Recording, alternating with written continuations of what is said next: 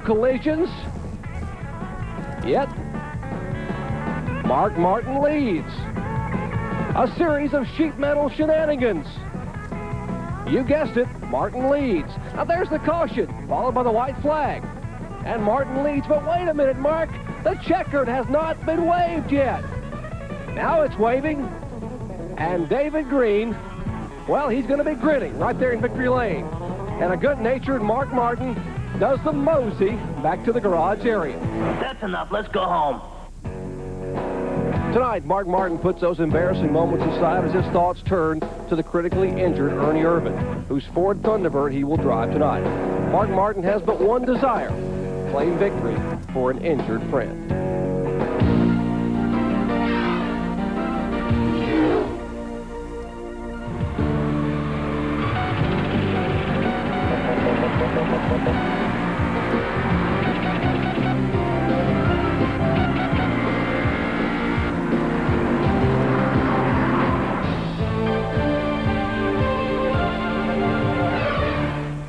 ESPN, the world's leader in motorsports coverage, is pleased to welcome you live to Bristol, Tennessee, side of Bristol International Raceway. It's seen tonight's NASCAR Busch Grand National Series Food City 250. A record crowd on hand as they have jammed their way into this beautiful high-banked half-mile facility to enjoy the finest short-track racing action NASCAR can offer. It is just a gorgeous night here in the Blue Ridge Mountains, as evidenced by this beautiful sunset just beyond the main grandstands. Temperature 83 degrees, humidity just 74%, and a slight just 20% chance of rain. After 21 events, based on a poor finish last week, David Green has a very scant 68-point lead over Hermie Sadler. Ricky Craven, Chad Little, and Kenny Wallace rounding out the top 5. Hey, look at 6 through 10. Just 88 points separate those drivers, and yes, a rookie driver is in 8th position, Dennis Setzer.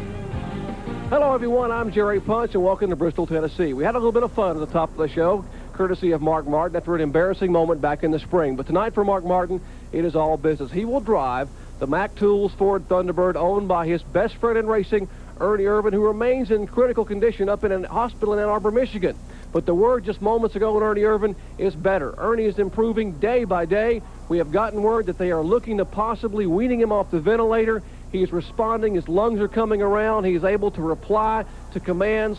Drivers have been up to see him. In fact, earlier this week, Mark Martin and Dale Earnhardt walked in his room, and Ernie tried to lurch forward to acknowledge their presence. So that is wonderful news about Ernie Irvan. Now, last week at Michigan, Bobby Labonte became the 15th different winner in Busch Series competition for 1994. And if you look at tonight's qualifying, winner number 16 could be right around the corner from that top 4 or 5 cars that qualified. So let's check in now and see who the 16th winner might be with John Kernan.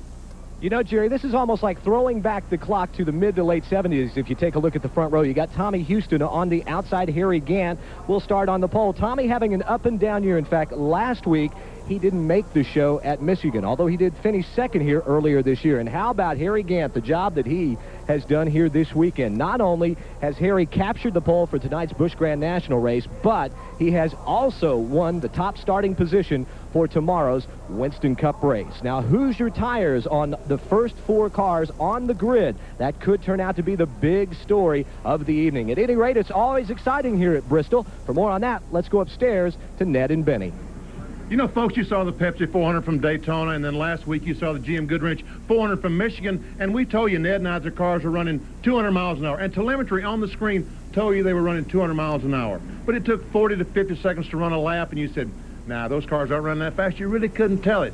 Well, here the cars only run 135, 40 miles an hour. But, Ned, you can sure tell they're running that fast. You can tell it's certainly under the lights. My favorite type of racing here at Bristol, Tennessee, under the lights. Close competition, only a half a second separates the first and the 30th place car here tonight. Folks, we're going to see some fantastic competition, maybe a little bit of beating and banging. While Benny and I have been talking here just this little bit, they would have already made about 3 laps. Jerry? Well, gentlemen, let's go down trackside right now for the words we've been waiting for. Here is the Grand Marshal, Gary Azar, Vice President, Coca-Cola, USA. And now, ladies and gentlemen, Mr. Gary Azar, Vice President of Coca-Cola, USA. Is this it? Drivers, y'all start your engine.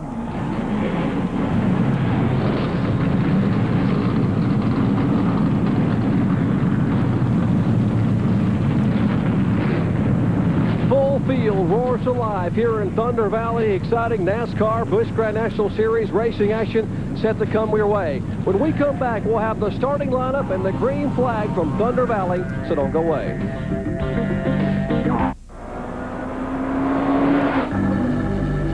I want this motorcycle. I gotta have this motorcycle.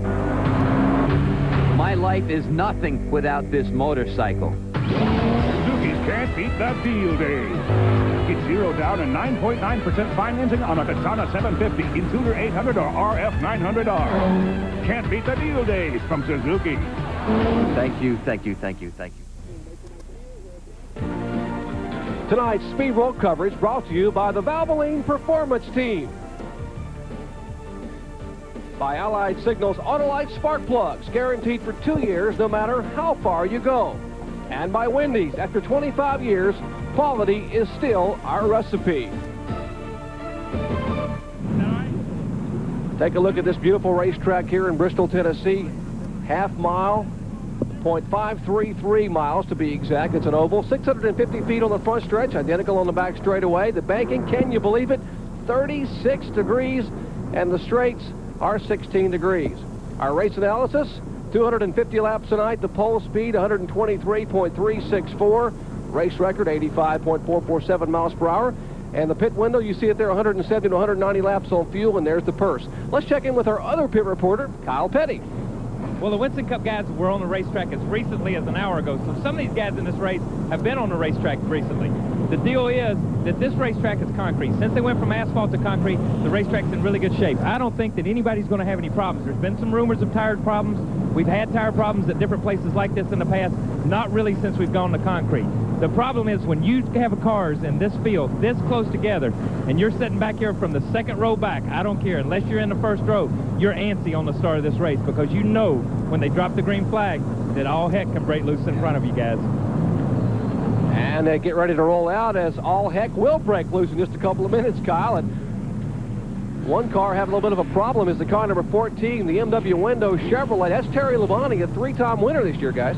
Yeah, evidently the car wouldn't fire, but it looks like he's going okay. Once he got pushed off, the car did fire.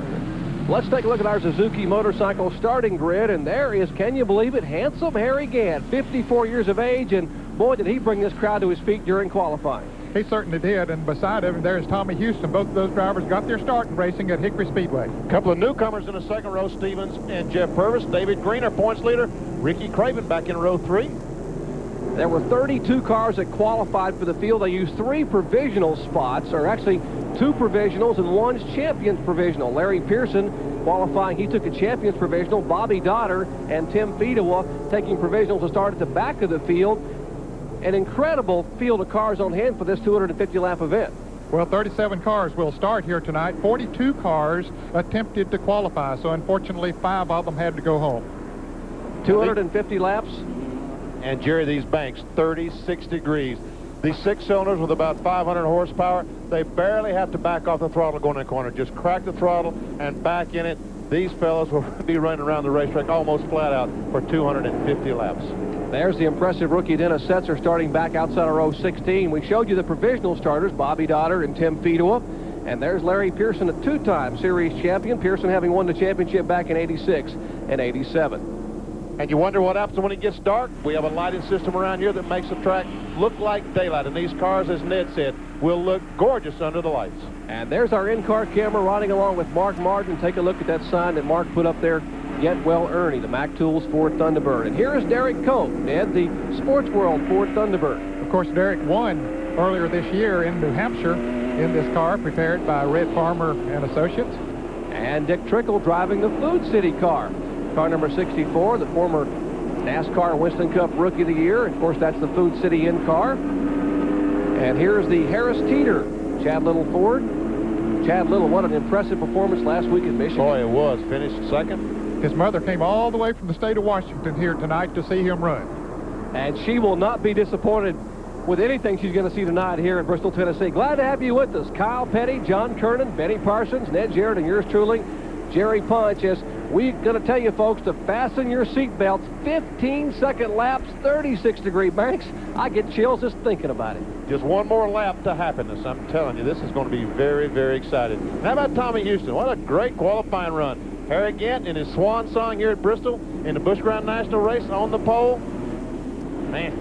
Reminds me of the early days at Hickory Speedway when the guy by the name of Ned Jarrett was a promoter there at the short track in Hickory, North Carolina. We saw Harry Gant and Tommy Houston side by side week after week, Ned. Many times on that short racetrack, and they got some good experience there. Tommy told me today that it looked like Red Devil will come back with him next year to run the entire schedule, so he's gearing up after just running a limited schedule this year.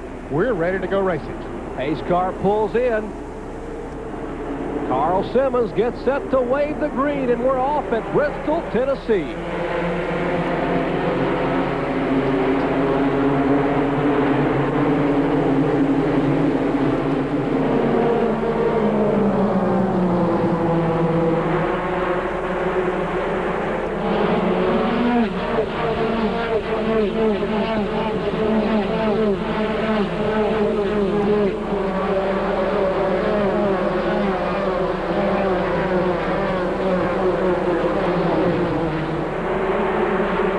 Trying their best to get in a single file. There we see that's Dirk Stevens in the black car, Jeff Purvis in the orange and yellow car. We see Harry again already pulled out to 4 or 5 car length advantage. This is a battle for third spot. Purvis of 51, Stevens of 15, the Breeze Lively Ford.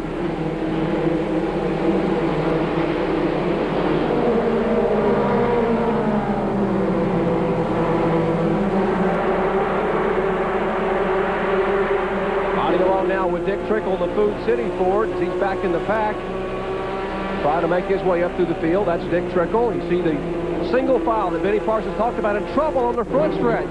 Larry Pearson, Stanley Tools Chevrolet, that's the Mac Martin-owned car, has come into contact with the inside retaining wall. Boy, it's not been a good day for Larry Pearson. He blew an engine in practice this afternoon, was late getting through qualifying. He finally did qualify, had to take a champion's provisional to get in, and now some damage to the rear of the car early on in the race. He'll need all their big hammers to fix that car. They'll break out the Stanley Tools for Larry Pearson. In fact, Larry Pearson's last win in Busch competition came here, what, about 6 years ago, Dan? Yes, when he was champion back a number of years ago in this series. He currently stands 7th in the Busch point standings, and he missed a race early in the year, but he has had a good year up then. But then he just got down, I don't know if he got tapped and got down there against the wall, but yeah, he could have. And when they hit in the rear like that, there's a lot of suspension in the rear. It's probably bent some of that. He'll probably have to take it behind the wall. He probably will try to fix it and come back. And you heard Ned and Benny talk about how hard you hit on a short track. That's a prime example of Larry Pearson's car will need some extensive repairs. Back with more from Bristol in a moment. Now, when you buy a case of quality Valvoline motor oil, you can send away for a Valvoline hat. Honey, I'm going out. Okay. And become a member of the Valvoline Performance Team. Join the Valvoline Performance Team, and you'll feel like you're right in the middle of the action. So buy a case and get a hat, plus great deals on Valvoline racing gear and a lot more. Honey, where have you been? Just out for a little spin. People who know use Valvoline. How much is this moment worth? $100? 1,000? The moments of your life are priceless. Are you saving them on the right film? Kodak Gold. No other film gives you truer, more consistent color, picture after picture. I love my new hot rod. Those flames scare the other guys. 5,000 horsepower helps too. And a fat bankroll. You know, we've been running Autolite spark plugs forever, but I can wring more money out of someone else. Money's good. My crew burns it. So I tell the guys we're going to run a different plug. They say no. I say I'm the boss. They say Autolite keeps this monster lit. So I tell them I was just kidding. We welcome you back to Bristol, Tennessee. Under caution for the first time tonight due to a heavy lick, hard impact here on the front straightaway from Larry Pearson. and we're almost ready to go green flag. Cars are up between 3 and 4. The pace car is coming off, and Harry Gant will lead them back in turn 1 on the green flag. Here we go. We're off and racing.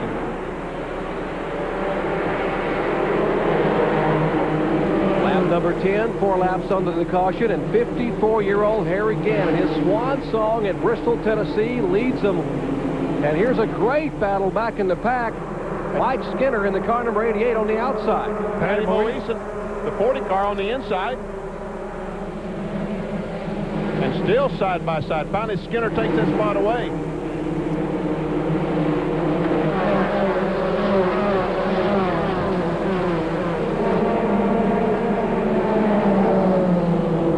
Stevie Reeves, a 96 car. There's a couple of cars. A 33 pitted during this first caution flag, and we are told they were trying to make an adjustment on the handle. Because the car was too loose. They took some tape off the grill trying to make it just a little bit tighter. He had to go to the rear of the field. He's trying to work his way back up. He now is 32nd position. Boy, that gave up a lot of track position for him to do that, but apparently the car was that bad. And Bobby Labonte driving the Ventine Pontiac number 33. So he went from 9th all the way back to the rear. That's Dennis Setzer in the car number 59 as he's trying to go inside of Roy Payne, and they are dicing all over this racetrack. That is back, way back in the back of the pack. Well, one of the problems here, when you make a pit stop like Bobby Labonte did, he gave up all that track position, and they go around here so fast, and once they get strung out, he could go a lap down here very quickly. In fact, he's about less than a quarter of a lap from being lapped right now. Here's Harry Gant coming off the turn 4 as Bobby Labonte goes into turn 1. About 20 car lengths separating the back of the field. 15 laps into this 250-lap race, Benny, and these guys are in jeopardy of getting lapped.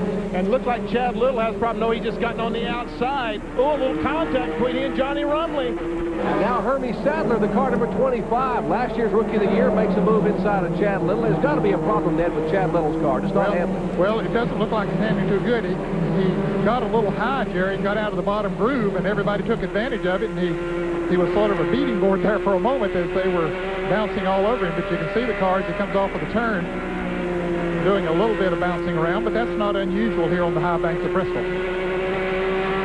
And you're looking at Chad Little's, the back of Chad Little's Harris Teeter Mayor Select Ford. That is Derek Cope's in-car camera, the Sports World in-car from out of Melbourne, Florida. Ron Zook on machine. Cope a winner, of course, earlier this year up at New Hampshire in Busch Series competition. Back to Harry Gant, and the leader, and Tommy Houston has caught him. The 7 car is Harry Gant, the red number 6, Tommy Houston. Got a Chevrolet out front and a Ford in second. Tommy Houston, an impressive performance earlier this year at Bristol, Tennessee. Finished second here to David Green. You saw what happened to the guy who almost won the race. As Houston pulls up, that's 3rd, 4th, 5th. Now they're about to catch up to the back end of the field. They'll start lapping cars here the next time around. Tim Fedewa is the first car that they'll be coming up on. Tim had to take a provisional. He wrecked his primary car here. He did get in a qualifying lap, but he didn't get any practice on his backup car and didn't have a very good qualifying run. There's the interval among the top 5. Ricky Craven 2.6 seconds back. May not seem like much, but when he turned a lap at 15 seconds, that's quite a bit of racetrack. Kevin LePage in the 71, the blue and the green and blue car, and that's Jason Keller in 57. That's what position? 10th. LePage is 10th, and that's been contested, and here comes Keller, and Skinner is running 12th. Mike Skinner in the car number 88, the KFC-sponsored Chevrolet. Good run for Skinner, and right behind him, Patty Moise. And boy, our leaders are in heavy traffic now as they have caught the tail end of the pack. It's hard to believe in just 24 laps that they're, and we've even had a caution, and they're still lapping cars here this early in the race. Harry Gant trying to get on the inside of Fedewa. This is going to be some tough going. If he does make it, he's on the inside. Here comes Houston to take that spot. But they're going to run across. Oh, and a spin right in front of the leaders. Some heavy damage right in front of Harry Gant. Ooh! Heavy contact in turn 2. Absolutely nowhere for Randy LaJoie to go. And Dirk Stevens. That's the guy I feel sorry for is Dirk. And looky here at Roy Payne's car. Heavy, heavy damage to the nose of that car. There sits what's left of the Fina Loop Chevrolet, car number 20, and of course Dirk Stevens, the Grease Lightning Ford. Great qualifying effort for Stevens, and yes, you might expect we're seeing caution flag for the second time today. Hard impact in turn 2. Man, oh man, I think was it Nathan Butke also involved in that? I believe it was Nathan Butke that was also involved in that crash. 66, yes. And we see Dirk Stevens. The signal that the driver's okay is when they take the window net down. I see Dirk moving around in his car. LaJoy in the 20 has taken the net down. Here's Harry Gant, the leader, and this accident happens right in front of him. The crash is going on. There's Nathan Butke in the 66, and watch the 27. He hits the 20 right in the left front. Now the 15 is going to come in. We're going to miss that because we're going to watch Roy Payne with the damage that 27 car. Now, in all fairness to Roy Payne, there was a car on the inside of him that forced him high, and he had absolutely nowhere to go. He did a heck of a job to miss Butke, and now there's a car that comes into Butke. That's Dirk Stevens that had no place to go. He decided to go high, hoping the racetrack would be clean when he got there, and unfortunately it wasn't. There we see Dirk Stevens crawling out of his car. Man, that's a tough break. Great qualifying run. Now this is a bad break certainly for these drivers who were involved, and it's good to see them climb out of their car, but a good break for those that Harry Gant and Tommy Houston were lapping up there. That'll give them a little bit of reprieve at least. And here's Mark Martin in on the backstretch. That's the Mac Tools Ford Thunderbird. We're riding along with an in-car camera. Jay Smith and the crew now making a chassis adjustment on Mark Martin's car. It's the Ernie Irvin old machine that Mark Martin driving. You see some of the Texaco Haviland crew there. There's Steve Neal, part of the Valvoline crew. Mark Martin's Winston Cup crew chief, part of the Texaco crew that would pit the Ernie Irvin car. Everyone, a cooperative effort to help Ernie Irvin, who's still in a hospital in Ann Arbor, Michigan. Pit stop. Made a chassis adjustment. Looks like they were raising the rear of the car up, like the car might be bottoming out in the corners, and they felt like they needed to get the rear of the car just a little bit higher. And one of the drivers involved in this incident stands with our Kyle Petty. I'm here with Roy Payne. Things happen so quick on this racetrack, there's nothing you can do. A couple of cars got sideways in front of you. What happened from there on out? Well, just like you said, there's nothing you can do. I'm coming down the straightaway. I see the 66 and the 20 car turn sideways. The spotter never even said anything. I started getting on the brakes, and whoever was behind me must not have seen me. They didn't check up. They hit me in the rear end and kind of shoved me right in the wreck. You know, it's one of them deals. You're going 120 miles an hour. When the car turns sideways in front of you, you're not going to get the car slow down quick enough to turn. No way. And like Roy says, even the spotter didn't have time to key the mic and let him know anything. John? Kyle, I'm with Dirk Stevens, and Dirk, very disappointed Dirk Stevens, I might add, who had a great qualifying run today, but now you're out of the race. I guess things just happened too fast here, right? Yeah, things really happened fast here. You know, we were coming down the front chute, and the spotter said low on the racetrack, and so I went high, and that's where the car was sitting. You know, the Grease Lightning Ford Thunderbird, we've had a little bit of motor problem this week, or actually the last few weeks, been kind of struggling a little bit, but, you know, we came out, got a new motor build this week, and now we're qualifying up front where we wanted to be, and it's a bad deal. We thought we were going to have ourselves a good run today, and, you know, we'll be back next week. How badly is the car hurt? The car's hurt pretty bad, you know, so we're going to be out for the night. We'll just sit here and, I guess, enjoy Bristol.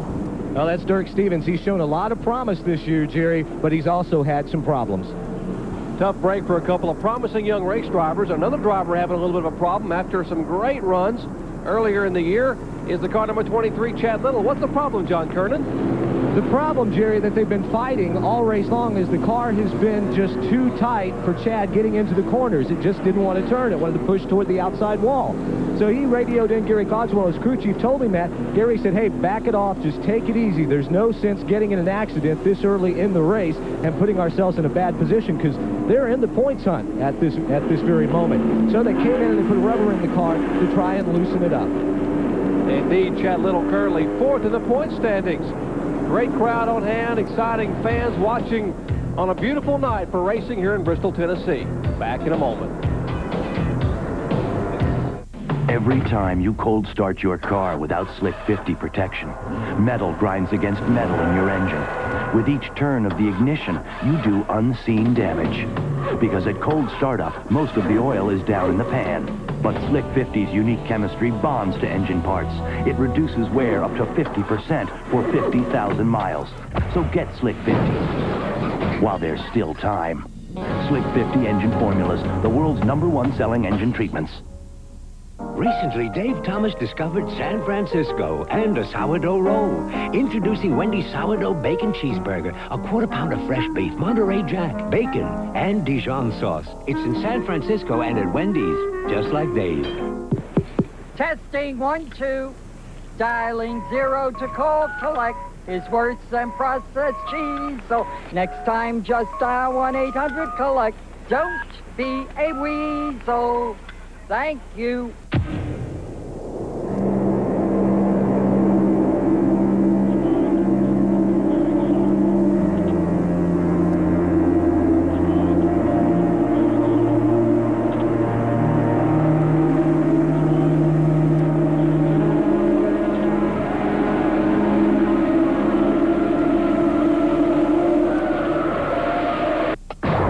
NFL Prime Monday, coming September 5th on ESPN. Back at Bristol, Tennessee, the Food City 250 in the early laps. Take a look at your top 15. Harry Gant, Tommy Houston, Jeff Purvis, Ricky Craven, as the leaders were able to barely skate through a close call over in turn 2, which brought out the caution flag for the second time today. And our Sears Die-Hard driver profile tonight involves the driver of that car right there, the TIC Financial Ford, 31-year-old Kenny Wallace. Fifth in the Busch Series point standings, has a pole with 8 top 5 finishes this year. His best 1994 finish is second at Hickory Motor Speedway. It has been an eventful week for Kenny Wallace. He turned 31 on Tuesday and then got the break of a lifetime a couple of days ago. So far, so good. The car's fast. We just got to tune on a little bit more so I can get the thing up front and hopefully qualify in the top 20. What he's referring to is he was named as the interim replacement, and I stress the word interim replacement, for Ernie Irvan. And that certainly says a lot when they come and pick someone like Kenny Wallace to jump in a car that is capable of winning everywhere it goes. I guarantee you that he has to be so excited that Robert Yates, Larry McReynolds, two of the most respected men in auto racing, would ask Kenny Wallace to drive their car while Ernie Irvan gets well. Certainly a very promising driver and a good point for Kenny Wallace on a week in which he turned 31 years of age. Back with more from the high banks of Bristol after this. Stay with us. Racing legend Richard Petty gave us an incredible challenge to try and start his toys. All my toys. All at once with a single Die-Hard. So we hooked up all 9 engines, and the Die-Hard started every one. All at the same time. But would it still have the power to start this big toy? Sears Die-Hard. More power when you need it most. We wanted to show you how the Toro Recycler 2 More gives you a beautiful lawn without bagging or raking. We wanted to show how it's guaranteed to start on the first or second pull, or we'll fix it free. In fact, we wanted to show you all the quality features of the Toro Recycler, but then we couldn't show you the more. Stop in and see our complete line of Toro mowers at Jeffrey Service Center. We make mowing easy.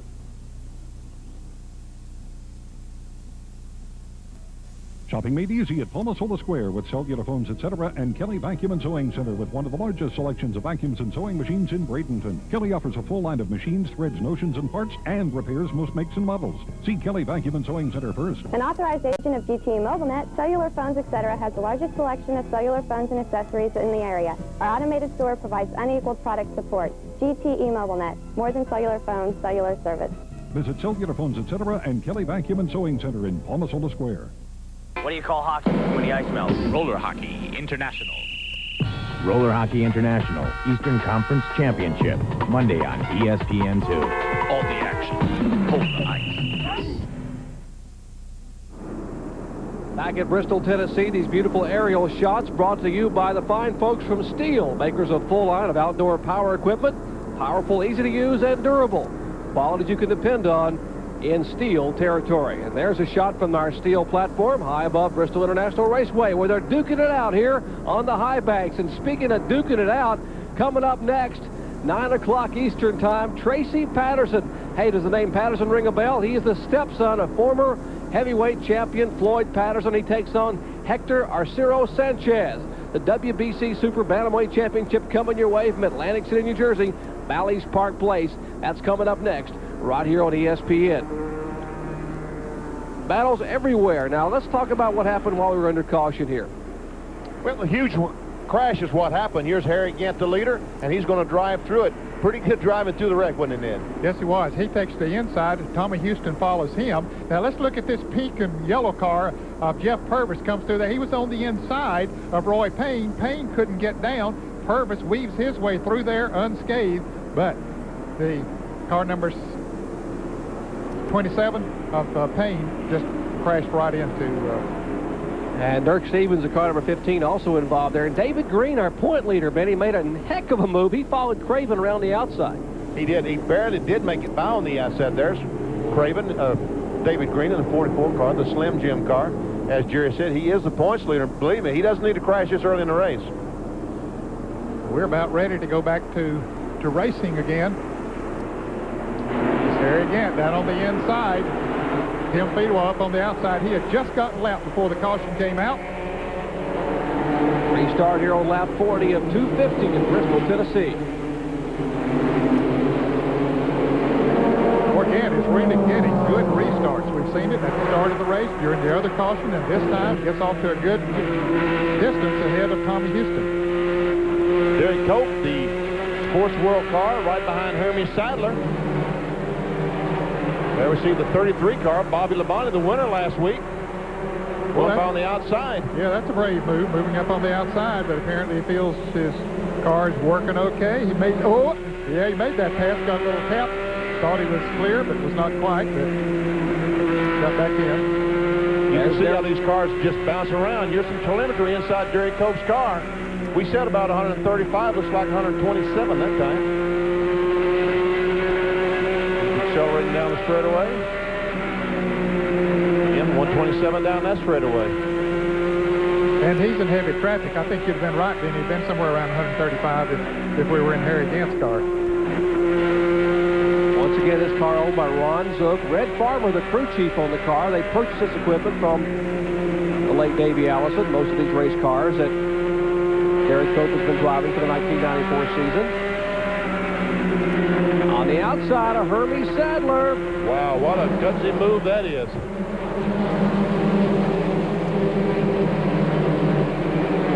It was a lot of nerve. Trying to pass on the outside this early, but he made a great move. Yes, he did. That's exactly what Larry Carrier, the owner of this Bristol International Raceway, was hoping when he put concrete down all the way around this track, that they could have two abreast racing. There's a 74 car, Johnny Benson, around the front there. Cope, remember in our tees, he plowed in the fourth corner wall with the right front back in the spring, in April.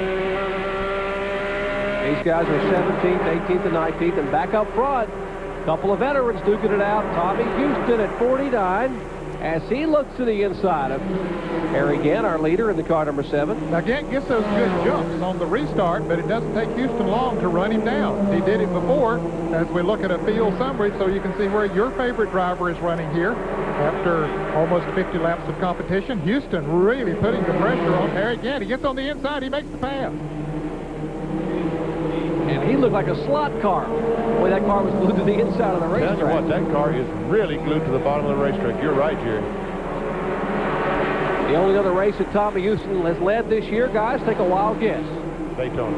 Well, no, close. Bristol, Tennessee. He led 36 laps here back in April, so he must like this racetrack. But Jerry, he is quickly, as fast as he is running, is quickly coming up on the tail end of the pack. What, we've been green 6 or 7 or 8 laps?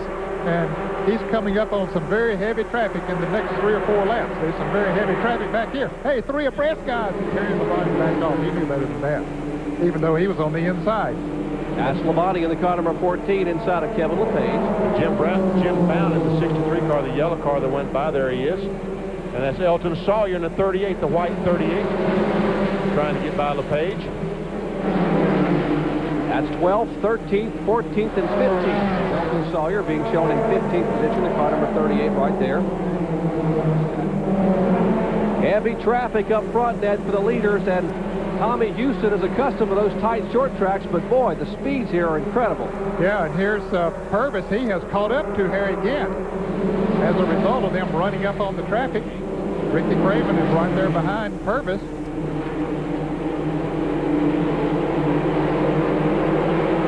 And there once again is some traffic. There's some heavy traffic as well.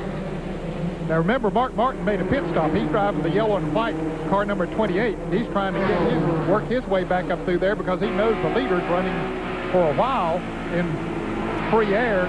Didn't have much traffic. We're gaining on him, so he wants to keep from going left down. And he must have made some contact with that 82 car because all of a sudden he is losing some speed in that 28 car. We see Derek Cope has driven away from him. Well, now he's coming back up on Cope now, but they did make some contact just a moment ago. Let's see. Oh, I see what happened. Oh, a little bit of sideways. Good job, Mark. Oh, a heck of a job Mark Martin did. That's back in 19th and 20th spot. Meanwhile, back up front, Tommy Houston. Well, while we were watching that replay, there were two cars running side by side right in front of Houston, and he had an anxious moment there, but was able to, they sort of separated. Now he goes on the inside of Clay Brown in car number 16, and Clay sort of shuts the door on Harry Gant there. Man, oh man, that's a tough break for Harry.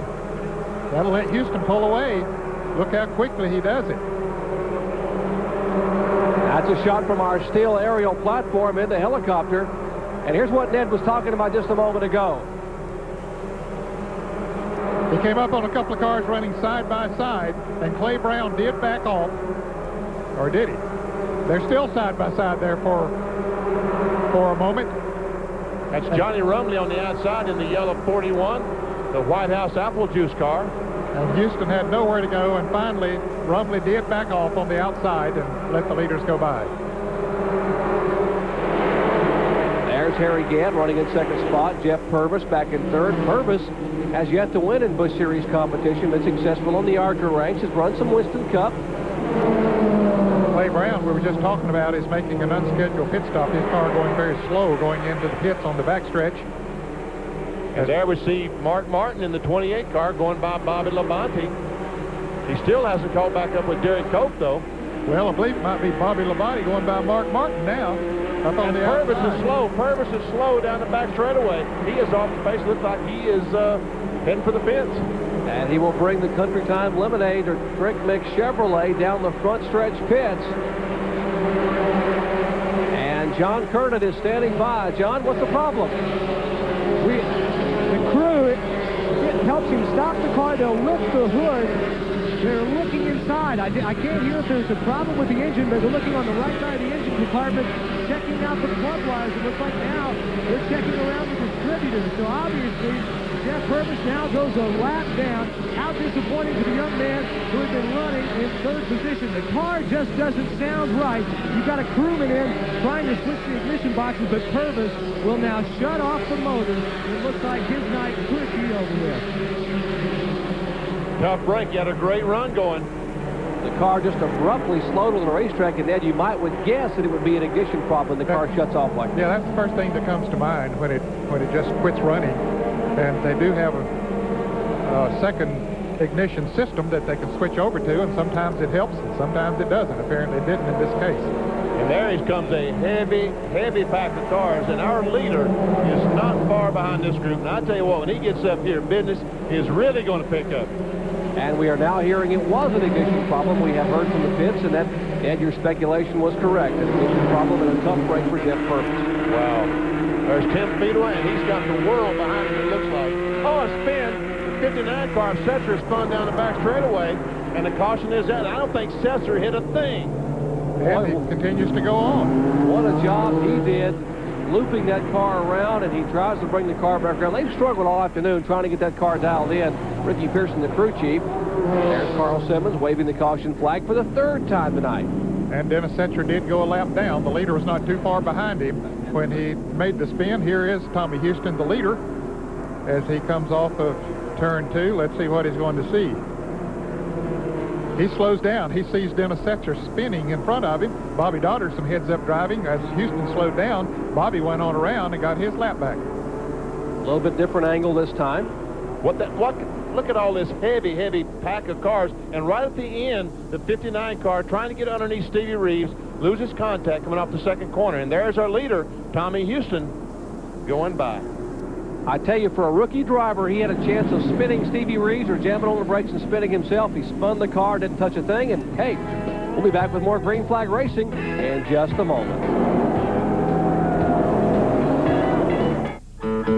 You want to know the secret to choosing a motor oil? You wait till the sun goes down. You take a ride to your local garage and then get a real close look at what the mechanic puts into his own car. Fact is, more top mechanics in America choose Valvoline over any other brand. Valvoline can help keep cars on the road for 100, 200, 300,000 miles and more. So before you buy a motor oil for your car, know the one more top mechanics put into theirs. People who know use Valvoline.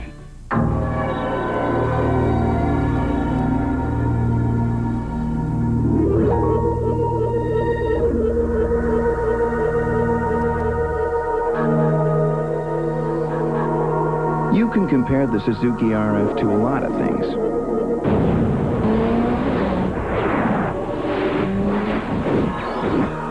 Another motorcycle isn't one of them.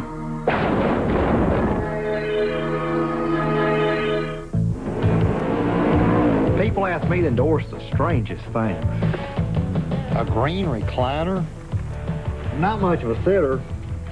I like going fast. 68 Shelby, and there's only about 300 and some odd made. This car rips. Pure oil now. Keeping them up's half the fun. They all get Pure Later filters. Pure oil later. I snag them from the track. Legends live. Pure Later, Pure Later. Back at Bristol, Tennessee, the Food City 250 in the early laps. Problems early on. Back at Bristol, Tennessee, the speed roll coverage of the Food City 250 Busch Series event. Great crowd on hand. Let's check in now in the pits with Kyle Petty.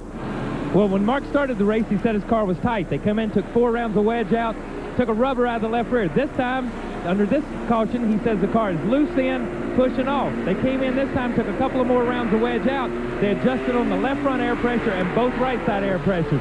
And Ernie, if you're listening, Mark said he understands how he outruns you every week in this car now. John? Kyle, I just checked in Harry Ganska. During the caution, Harry radioed in and told his crew that the engine in the car didn't seem to be running as strong as it was at the start. Well, Chris Carey, who has been working with Doug Hebron, they didn't make the show. He is helping out in Harry's pit. He was his crew chief for quite a while on the road circuit. And Chris says he doesn't think that it's going to be a serious problem, anything to worry about. But keep your eye on the 7 car. Harry doesn't like the way the motor feels right now. I'll try to convince Tommy Houston that Harry Gant's car isn't running as strong as it was earlier. I'm telling you, Harry Gant closed the drop on the back bumper, but you know, this is what's happened every time after caution play. Harry Gant runs extremely well for a few laps, and then Tommy Houston goes, flip, see you later. Yeah, the only difference was that Harry was in the lead on the other restarts, and this time Tommy was in the lead, so Harry is putting the pressure on. We'll see after 4 or 5 laps if Tommy's able to pull away like he was able to catch Harry before. Right there, he made a good move coming off the 2, picked up a couple of car lengths as he went around Larry Pearson. Larry has his car back out there hobbling around. He is about 66 laps down, but trying to pick up some points. And there we see the 82 car just made some contact with Johnny Rumley coming off that second corner, and Rumley almost spun out. Johnny Rumley having a pair of 8s, his best finish in Busch Series competition this year, driving that White House Ford. Here again is what happened to Rumley a moment ago. There we see Mark Martin that gets by. This is down the front straightaway, and if we'll follow this until they come off the second corner, Cope gets underneath and go, oh, I see why he got into him, because the 23 car got in the back of Derek Cope. That's Chad Little in 23. And crash out of turn 4. Mike Skinner, the KFC Chevrolet, has come into contact, has tagged the wall. A burst of flame from beneath the car. The car is smoking heavily as the caution comes out once again, and still some fire beneath the car. Yes, I'll tell you what, he has hit something off. That looks like an oil line or gasoline or something that's under the car. And here's a fireman running up pit road toward the race car. Mike Skinner realizing the car is smoking. The crew now trying to tell him that there is fire beneath the car. And Skinner trying to get those belts unhooked and possibly climb out. There's the NASCAR Busch Series official there. Skinner angrily throws the gloves down. You know, I believe that's a gas man from one of the teams. There with his silver apron. I think that's a gas man from one of the teams that grabbed a fire extinguisher and went up there. Let's see. Stand up, guy. Can't tell what that says on the back of his... I don't know. But on the race back to the flag, Harry Gant passed Tommy Houston for the lead. Tommy slowed down, and here's the wreck as Mike Skinner gets into the wall. And I tell you, there's some heavy contact. Look at the right front on that car, Ned. It is really banged up. Benny, I think you're right. I think that is a gas man from Kevin LePage's team, the very far end of pit road, the Vermont Teddy Bear team. And there, Mike Skinner has climbed out of the car. A little bit wobbly. When you hit here, you hit a ton. Yeah, but he's not concerned about himself. He's concerned about his race car. And he's got his KSC cap on, so everybody knows he's driving the Kentucky Fried Chicken car. He thought of that. And, you know, these guys are so sharp. They keep those caps in the car. Of course they do. Hey, they know if they crash, that camera's going to them, and we can see that headshot. Wow, look at that. Ernie's so precious to NASCAR. You won't get any argument with many of us. Indeed, the fans here thinking about you, Ern, thinking about you up there getting better up in Ann Arbor, Michigan. We're under caution once again at Bristol International Raceway. And indeed, our blessings and our prayers are with you as this capacity crowd thinks about bush racing and your recovery. Back in a moment. It's not advanced technology. It's who's behind it.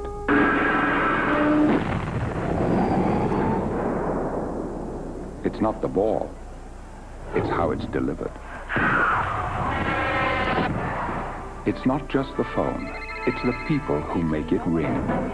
It's the people who are always there for you.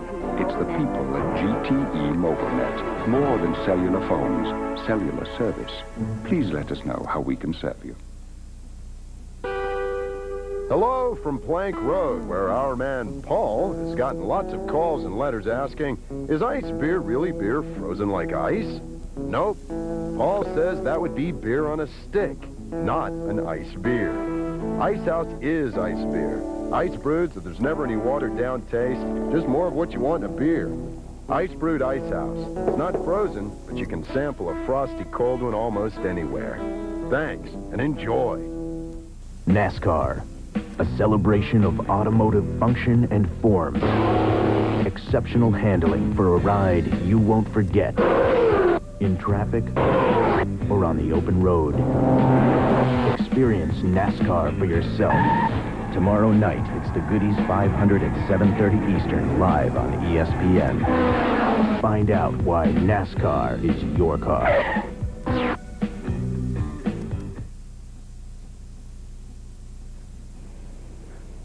Tomorrow, after the Goodies 500 Shop Talk with Ray Evernham, Jeff Gordon's crew chief. Man, you guys have had a great year already.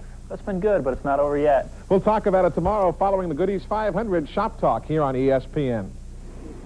Indeed, I want to buy that table they're sitting on. That's pretty doggone sturdy, I think. So, Food City 250 coming your way from Bristol, Tennessee, and excited. We told you fans you would not be disappointed. And Ned, you mentioned that Chad Little's mom came all the way from Washington State to watch him race, and she has to be sitting on the edge of her seat watching this exciting action under caution. I'll tell you, anyone who has never seen a race here at Bristol, Tennessee, whether it's on television or live, being here, they're in for a treat when they come here because there's always lots of action. And Dick Trickle had an excellent seat to see the damage of this car. Watch and listen.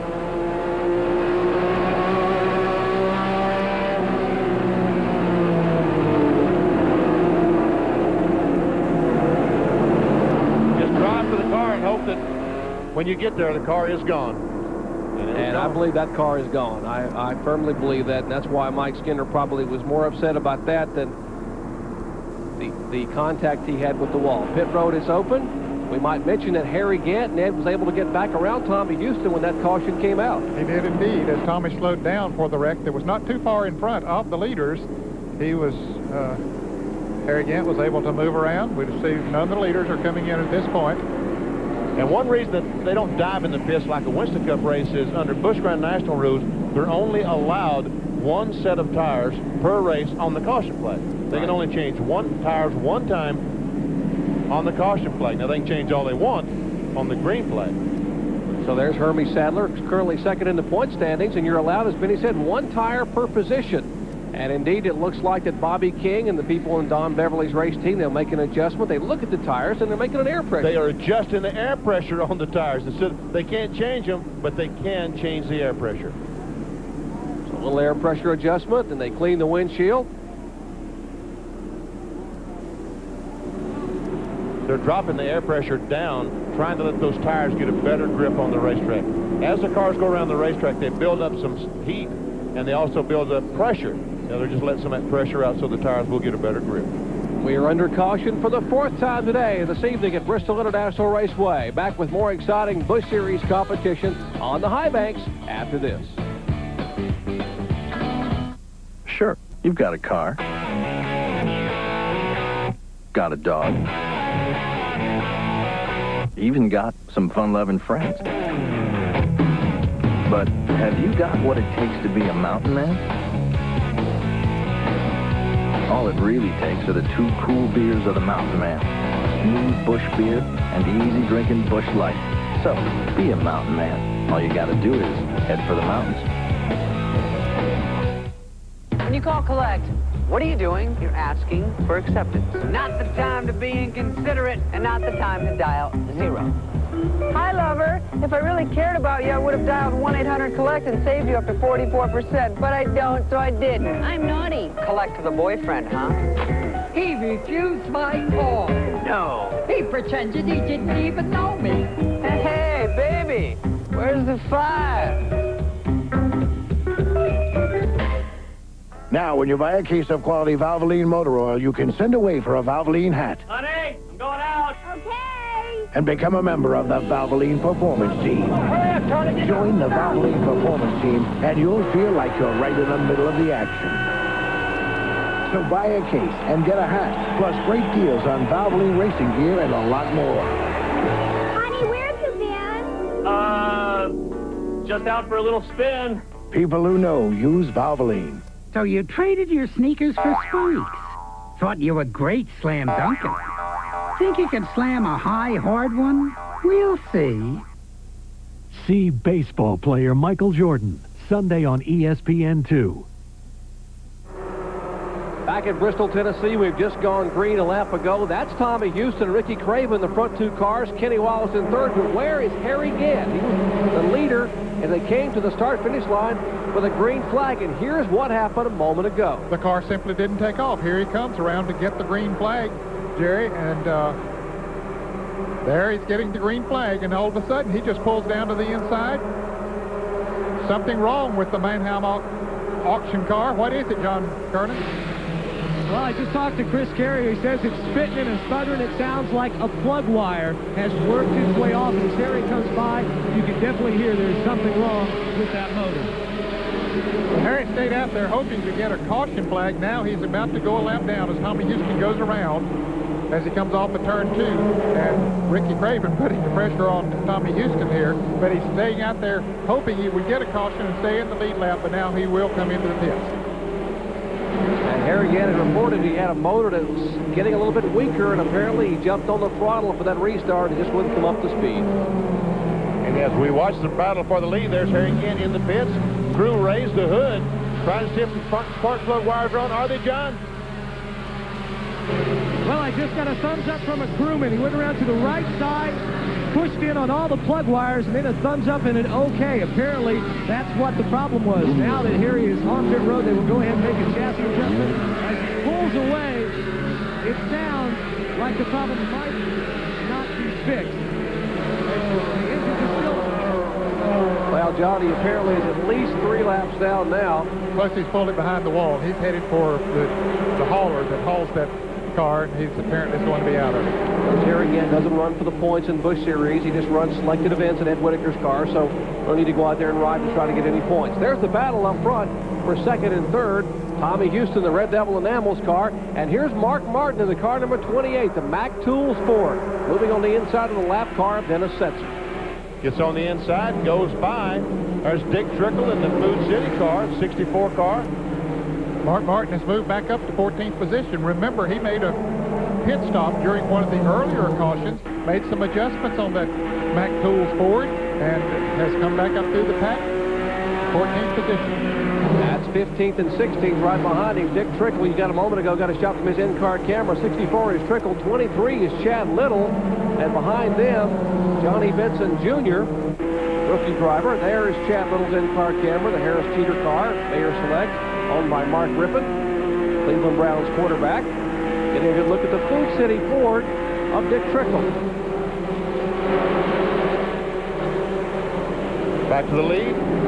Tommy Houston still leads it. Ricky Craven, the DuPont car is second. TIC car. And I saw some smoke in one of those cars. Maybe that was Kevin LePage. Kevin LePage might have blown up as he came off the corner because he does pull his Vermont Teddy Bear down to the pits. I don't think Tommy Houston's car is handling quite as well as it was a little bit earlier, guys. And who took that? Looks like the 23 car. Chad Little took that spot away from Johnny Benson in 74. That's 15th and 16th position. That's Chad Little, car number 23. Has already made one unscheduled pit stop. Been on pit road, and rookie driver Johnny Benson, who came so close at Indianapolis Raceway Park 2 races ago to getting his first Busch Series victory. There's the leaders back up front, moving inside of the Johnny Rumley car. Well, they are really putting the pressure on Houston. When I say they, we're talking about Ricky Craven in the DuPont Chevrolet number 2 and Kenny Wallace in the TIC Financial car in the Ford number 8. Houston's car is not handling quite as well. Boy, before when he was running with Harry Gant, that car just didn't move. He was just so smooth around the track. But now you can see he's using up quite a bit of the racetrack. Here comes Craven on the inside, taking a look. This is Ricky Craven's 6th Busch race here at Bristol International Raceway. His best finish coming back in August a year ago. He finished 6th. Certainly trying to improve on that tonight. Has a good shot at it. Uh-oh, there we go again. That Chad Little looks like he's off the pace. And, ooh, the 74 car, Benson Staff America car, going by on the outside. And Little does have a problem. Benson taking the pass on the outside the hard way here at Bristol, Tennessee. We're told that Kevin LePage has an ignition problem in that Teddy Bear car. Here's Jim Bound. And Robert Presley driving that 35 car, the Cincinnati. Oh, and what happened to Presley? All of a sudden, he went high. Looks like a flat tire, or the motor blew up or something. That's the Mike Laughlin on Milacron car. Presley agreeing to drive that car for 3 events, and you saw him just go whipping by Presley. That's the end car you're riding with. There's a 35, Robert Presley, 10-time winner in Busch Series competition, and he heads that car for the back pit area. And, of course, the 99 car that Robert Presley has been driving this year is being driven tonight by Phil Parsons. He's sitting there riding in 8th place right now. Here comes Craven. Oop, took a look, couldn't quite make it. And meanwhile, while this is going on, the other cars are closing in, closer and closer to the lead. There we see that white car, just the nose on it. That's Kenny Schrader. There he is, the Eastman Chemical car. Now, I don't think there's any question of what Tommy Houston is holding Ricky Craven up. He's leading the race, so he can use that racetrack the way he wants to up there. But I think Craven can run faster. He's going to stick a nose down there again. Just thinks better of it. As he goes into the turn now, he gets a nose under coming off the turn. He'll make the pass. And I tell you what, Tommy Houston might go back to about 7th or 8th before he can get back to the inside. Well, 3rd spot. He was able to slip back in there. You're right. Then he could have gone back to 6th there very quickly. So was able to get back in front of Kenny Schrader. So top 6 cars all together, and as you said, Benny, and then Craven is pulling away. In 2nd spot is Mike Wallace. He was the subject of our Sears Diehard, or Kenny Wallace, the subject of our Sears Diehard driver profile. One of those Wallace boys anyway. One of them, and Mike Wallace, a 3-time winner here in 1994, and Schrader makes the pass. And so does David Green. And a spin here, Dennis Setzer hanging on, apparently something breaking in the front of the car. Left front tire's flat, I know that for sure. Well, no caution. He's down on the inside of the racetrack, out of the way of the leaders as they go by. Dennis Setzer coming on around. So Dennis having his problems here tonight after having a series of good races. And here again, here's what happened out of turn 4. Watch the move. Setzer, well, he does get tagged by Derek Cope. Yeah, and that was really, Derek Cope did a great job of not just running all over him. And 59, Setzer did a great job in not spinning the car. Once he got banged in the rear of the car, he does bring the car in with that left front flat. And there we see Elton Sawyer going a lap. I said he's going a lap down. That's not the leader. That's Tracy Leslie. That's 11th, 12th, and 13th, Benny, as Elton Sawyer have been running in the top 10. And Dennis Setzer is on pit road, and John Kernan is there. Jerry, they've already changed the right side tires. Now they're having problems getting the jack under the left side. That's because the left front tire is so flat that it's sitting down on the rim, on the wheel. The sets are sitting here on pit road losing laps. It doesn't look like the car is too seriously damaged other than the flat tire, though. John, he's already 4 laps down and about to go the 5th lap down. And here's a battle for 13th and 14th between Elton Sawyer and contact. Sawyer in the 38 and Dick Trickle in the 64 with Johnny Benson, a bystander, in the 74. And Trickle will make the pass. We'll see if Sawyer will give him the love tap in return. Nope, Sawyer stays high. Benson goes right beneath Sawyer and takes a spot away, so Trickle will take that spot. He now is in 13th spot with Sawyer back in 15th. John Kerner talked about at the top of the show that we might have a tire story.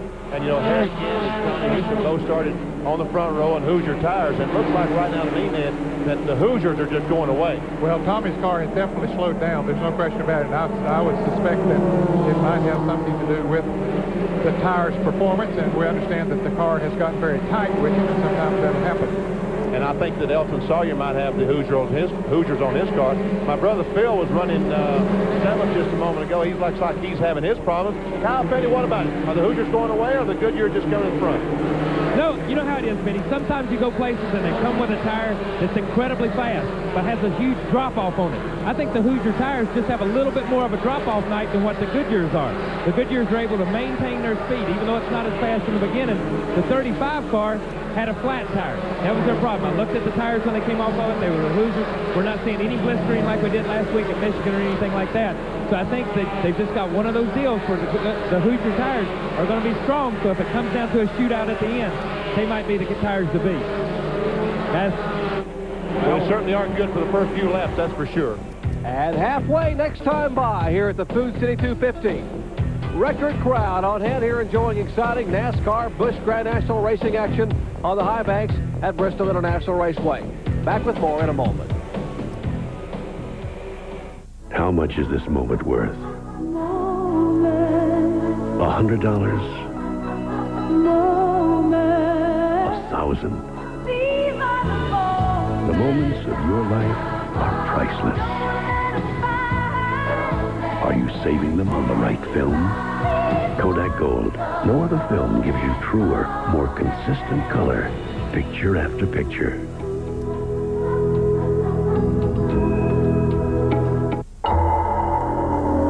Performance. Every element on the track is matched by one off the track. Off the track and into the high-performance heat pump systems of Luxair. Speed is matched by high efficiency, protection by strong warranty, handling by quiet operation, and power by year-round Luxair comfort. Winners in performance, #1 in comfort, Luxair. A reason for loving every season.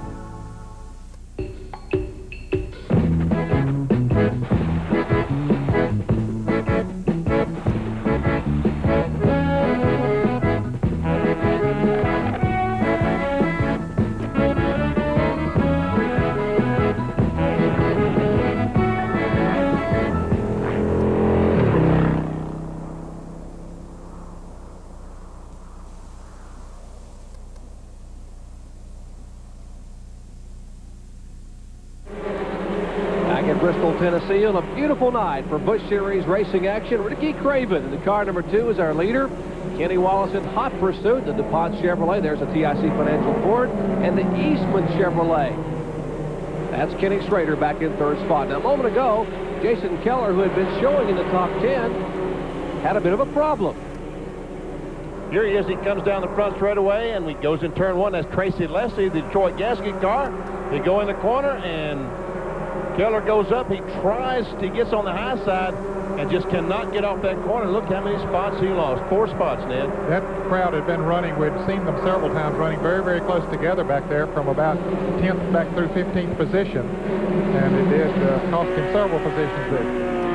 And here's Chad Little, who's right behind Jason Keller. And Chad Little after that second place finish. And Phil Parsons almost spun right in front of that group. That's the Luxair car, that black car.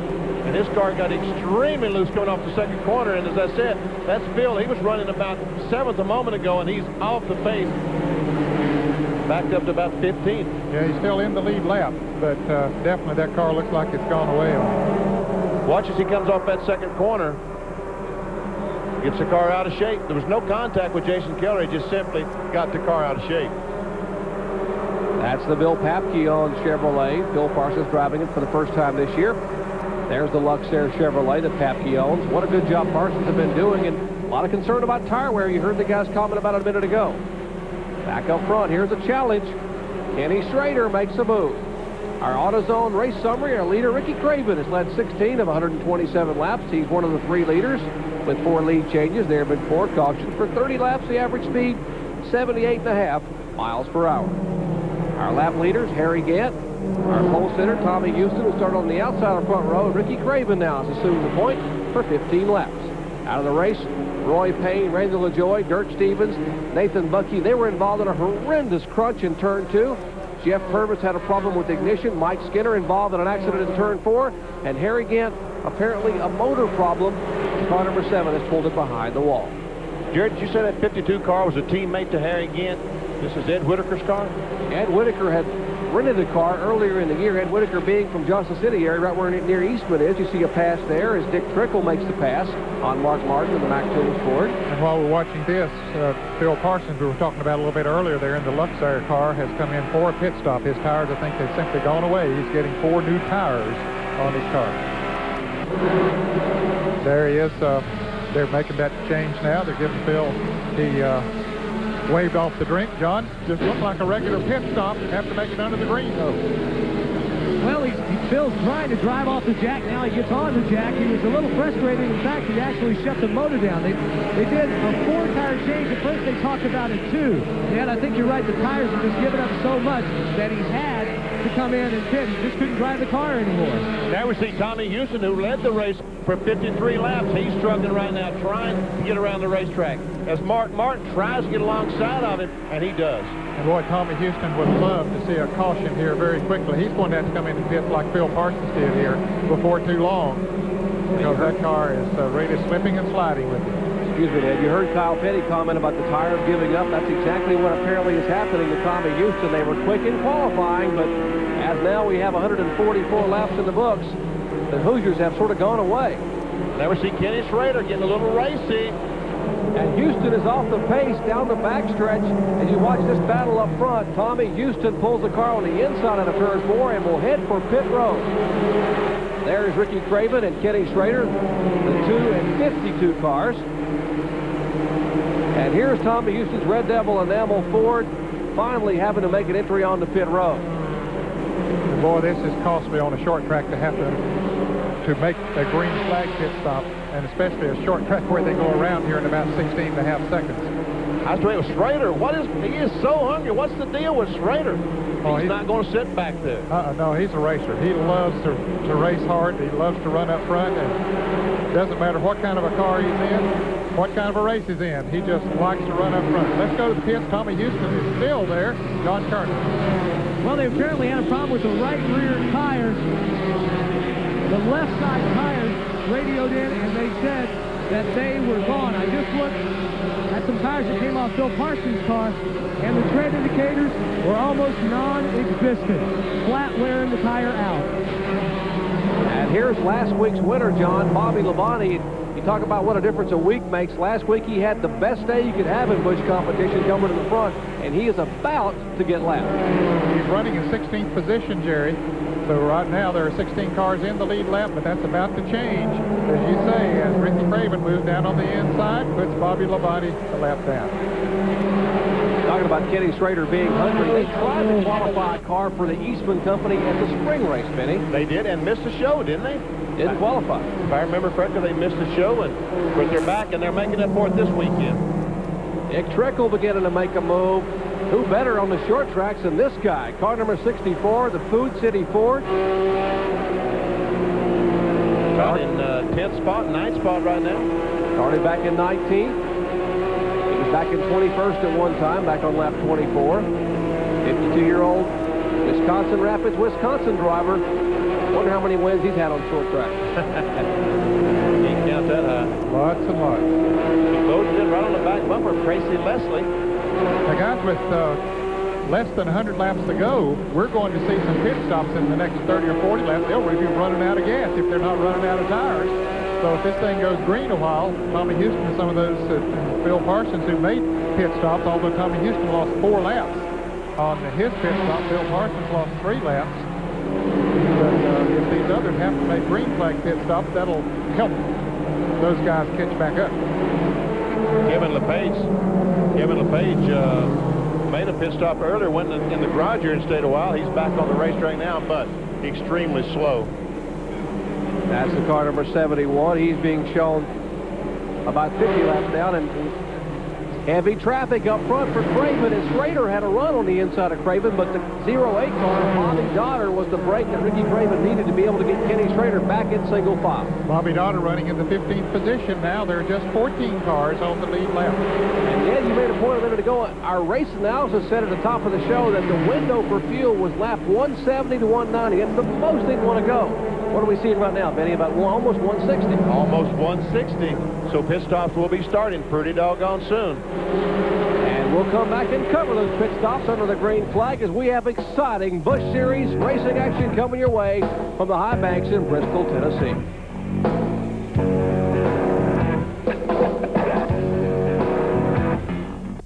At AutoZone, most of our customers are the kind of people who like to work on their cars themselves. That way they save money and they know the work's done right. Of course, when they come to AutoZone, they know they're going to find the right part for the right price. But sometimes what they're looking for is just a little advice. And that's okay because we don't put a price tag on it. You see, at AutoZone, we take pride in taking care of our customers. And we've learned that when you treat folks right, they keep coming back. Reason number 3, to race to McDonald's. The Quarter Pounder with Cheese Extra Value Meal. A hot, steaming Quarter Pounder with cheese, large, crispy golden fries, an icy Coke, all just $2.99. $2.99. Just one more reason to choose McDonald's. You want to know the secret to choosing a motor oil? You wait till the sun goes down. You take a ride to your local garage and then get a real close look at what the mechanic puts into his own car. Fact is, more top mechanics in America choose Valvoline over any other brand. Valvoline can help keep cars on the road for 100, 200, 300,000 miles and more. So before you buy a motor oil for your car, know the one more top mechanics put into theirs. People who know use Valvoline. Reason number 4, to race to McDonald's. The McChicken Extra Value Meal. A hot, tender McChicken sandwich, large, crispy golden fries, an icy Coke, all just $2.99. $2.99. Another irresistible reason to choose McDonald's. We come back and exciting action. The smoke still trailing from that car number 38, Elton Sawyer, and the caution flag flies, and Sawyer's car, a wild slide in turn 3, but he had a lot of help. Yes, it did. Tommy Houston, who had new tires on, was coming back up through the pack there very quickly, had already passed the leaders, and he went in on turn 3, tried to get under Sawyer. Sawyer didn't know he was there. They made contact, and Elton spins around. This is the caution that the leaders needed, or wanted at least, because now they can make their pit stops under green. Here it is. There you see, they get together just a little bit going into the turn. Now, Tommy Houston did not want to see a caution. He had new tires on and was set to go the rest of the race. But now the others are making their pit stops under caution. Here they are. And Johnson to Kenny Wallace pit, John. It'll be a 4-tire change for Kenny Wallace. Right side's already on. We haven't seen him make any chassis adjustment as of yet, although they were talking about an air pressure adjustment. And now Kenny Wallace is down and away, and he's going to cut off his brother Mike as they head down pit road. And here is the Eastman car, Chevrolet of Kenny Schrader, as he is down. And there's the car number 2, Ricky Craven. We mentioned it's 1 tire per position. Also, there's David Green, the Slim Jim Chevrolet, our point leader. 64 in the back pits. That is Dick Trickle, the Food City Ford, and his car is finally down. He was pitting in the back stretch, and he will come out, and he's being told to blend in line. Well, the blend in line is at the very rear of the pack. That's where he's going to have to blend in. And we see there's no one to blend in with. He's all by himself. So we're under caution for the 5th time due to a spin up in turn 3 involving Tommy Houston and Elton Sawyer. Back with more in a moment. It's Lazy Boy's factory-authorized summer clearance. Lazy Boy's warehouses and showrooms are packed with factory-fresh Lazy Boy home furnishings. Lazy Boy retail prices have been slashed to move this merchandise. Lazy Boy must sell 1,000 sofas and chairs now. Save on Lazy Boy recliners or these Chase recliners. Popular Lazy Boy motion sofas. All styles, all sizes, all on sale. Hurry, it's the Lazy Boy summer clearance going on now at the Lazy Boy Showcase Shop in Bradenton. It's not the instrument, it's who's playing it.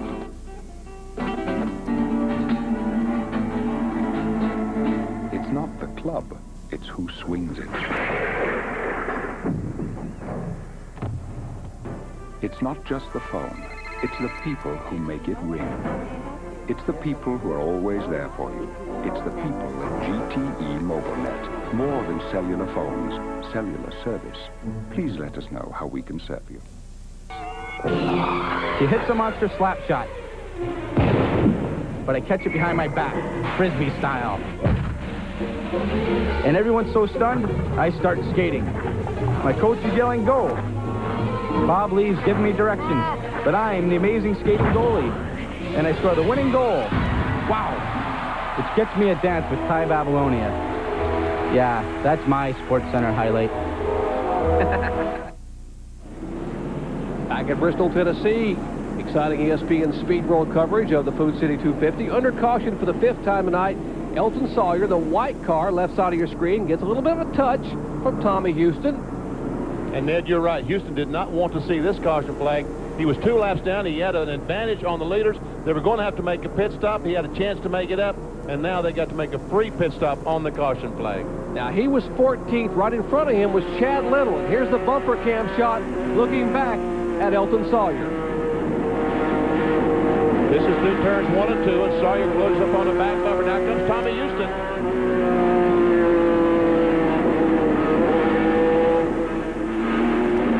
And look at those guys got by. Indeed they are. And this, of course, the caution flag that, as you heard Ned Jarrett say a minute ago, the lead cars wanted to get. And here's Ricky Craven almost getting a little bit of sheet metal damage done under caution as they wiggle back and forth to get a little heat, I guess, in those radial tires. And trying to clear those tires off. 13 cars in the lead left. The green flag waves, and Kenny Wallace out of the pits, and the car number 2 of Ricky Craven very slow on the restart. And Kenny Wallace gets a big jump. Lap car, Dennis Setzer right in front of them, the car number 59. He is being shown 5 laps down. He spun early on, then cut a tire. Had an unscheduled stop, lost 4 other laps in the pits. Tommy Houston right behind him. Tommy's trying to get around him. He's still 3 laps down, being shown in 20th position. So Houston wants to get up there and see if he can catch Kenny Wallace and get one of those laps back. There we see Tommy Houston, or I'm sorry, that's Clay Brown, the 16 car. I saw the 6. Slow down the front straightaway. Also, Terry Labonte is slow on the racetrack. Inside. Yep. And David Green in the car number 44 takes a spot away. Well, Chad Little had a good pit stop. He came out in 3rd position, but is losing some positions right now.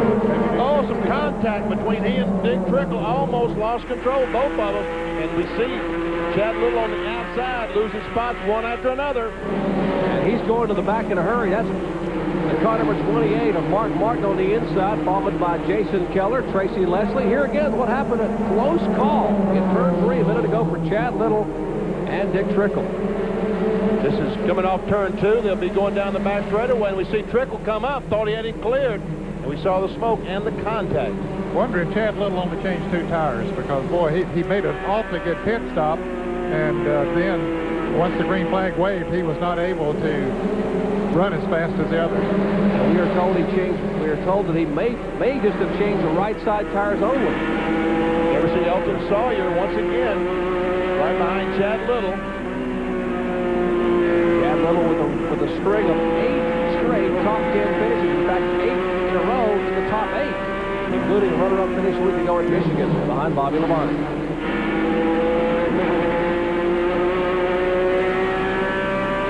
Elton Sawyer that spun. He didn't hit anything, but brought out the last caution when he was tapped by Tommy Houston. And man, I'll tell you, he's heating up the back bumper on Chad Little's car, isn't he? Yes, he is.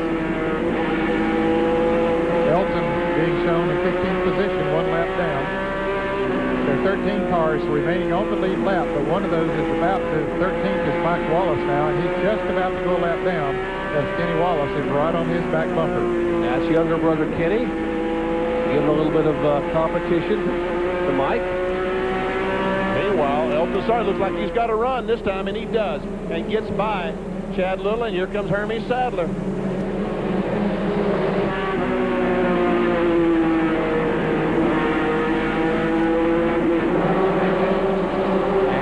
Kenny Wallace having made the pass on Mike Wallace. Yeah, Mike raced him hard for a couple of laps, but Kenny's car was just too strong. Mike made several pit stops during this last caution. There's something wrong with his car, and so he quickly goes a lap down here. He's in 13th position. Tommy Houston goes around now. Once again, Houston being shown back in 20th spot, 3 laps down. Houston going by, Mike Wallace, Dennis Setzer, the car that's 5 laps down, back in 23rd spot. The second place car, actually, the third place car is Ken Schrader, the car number 52. That's the white car with Eastman across the front of it. And he now is second spot. Okay, he just passed the Ricky Craven car and went into second place as they're in that lap traffic. Dennis Setzer there and the car number 9. Now Schrader gets down on the inside of Dennis Setzer, and now Craven gets there too. Boy, you can just lift the throttle for just a fraction of a second here, and somebody will go past you. We showed you the spring event, and David Green was the benefactor of Mark Martin pulling in on the white flag lap, and now Green is now being shown in the top 5 in the car number 44. Schrader is second. That's the white car, number 52. Craven is third, car number 2. And David Green, the Slim Jim Chevrolet, that's the car owned by Bobby Labonte, back in 4th position. Dick Trickle is being shown in 5th position. He's not too far behind these. He's perhaps a second behind these two cars. Got a couple lap cars between he and this group of cars that are running 2nd, 3rd, and 4th. There you can see Trickle's car right at the end of that. Oh, and a spin right in front of Mike Wallace spins. Dennis Setzer also down on the inside, so caution is out once again. And Robert Presley made an alert move. He came down pit road to miss those spinning cars. There's Mike Wallace, the FTP Brakes Chevrolet, and Dennis Setzer already has the Alliance Training Center's Chevy back in the right direction, as we will see the caution flag for the 6th time tonight. Let's try this once again. They're coming off the second corner, and there we see Wallace spinning. Little contact, and both cars spin. Setzer goes around as well. And that was right in front of Dick Trickle. The 2nd, 3rd, and 4th place cars had just gotten by these two cars. Trickle was coming up on them. He was running in 5th place, and these two cars got together. Now here's the in-car look at what happened over here off of turn 2. That's Dick Trickle we're looking at, his windshield. Setzer in the Alliance car number 59 as they go around the Robert Presley car. And now, as you can see, Setzer makes a little contact with Mike Wallace there and just spins him right on around. And Dick Trickle drove on by.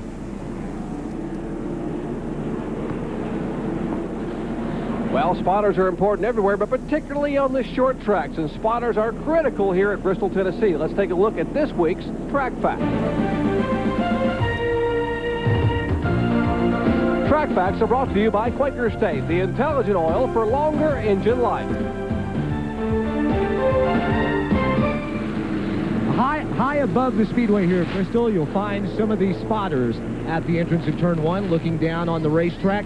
It is a very important job that they do here at night because, as Benny and Ned have been telling you this evening, 15-second laps, things happen in a hurry. You need to know where you can go to avoid the trouble. So the spotters have to look nearly half a lap ahead for the drivers, and also some of the teams use a second spotter that not only watches ahead of the track but watches their car to make sure trouble doesn't happen around them. Kyle? Yeah, the deal with a spotter at a place like this is I don't care. Spotters can't help at a place like this. Things happen so quick. But let me explain one thing to you. The spotters are quickly becoming the most important people on any race team. As a matter of fact, Jack Roush, who spots for Mark Martin on the Winston Cup side, is spotting for him tonight while he's driving Ernie's car here. So you have to believe, you have to trust your spotter, just like you trust your crew chief, just like you trust your engine guys. So, you know, it's just one of those deals where if you don't have a good spotter and you don't trust him, hey, there's no need to show up to the racetrack, guys. They're very important, Kyle, no question about it. And Tommy Houston's spotter was on the job here tonight. He was right behind the leader. The leader slowed down for the wreck. Tommy Houston went around and got one of his laps back. We'll be right back. When traffic congestion changes, the threats to your car's engine change. That's why Quaker State has engineered intelligent oil. Oil that senses the changing threats in your engine and adapts its own molecular structure for continuous protection. So whenever the driving conditions change, so does Quaker State, the intelligent oil for longer engine life. Buy a case of Quaker State motor oil and receive an 8-ounce Armor All Protectant free. Details for this mail-in offer at participating stores. People ask, how can I remember to dial 1-800-COLLECT when I call collect? For me, this bee outfit did the trick.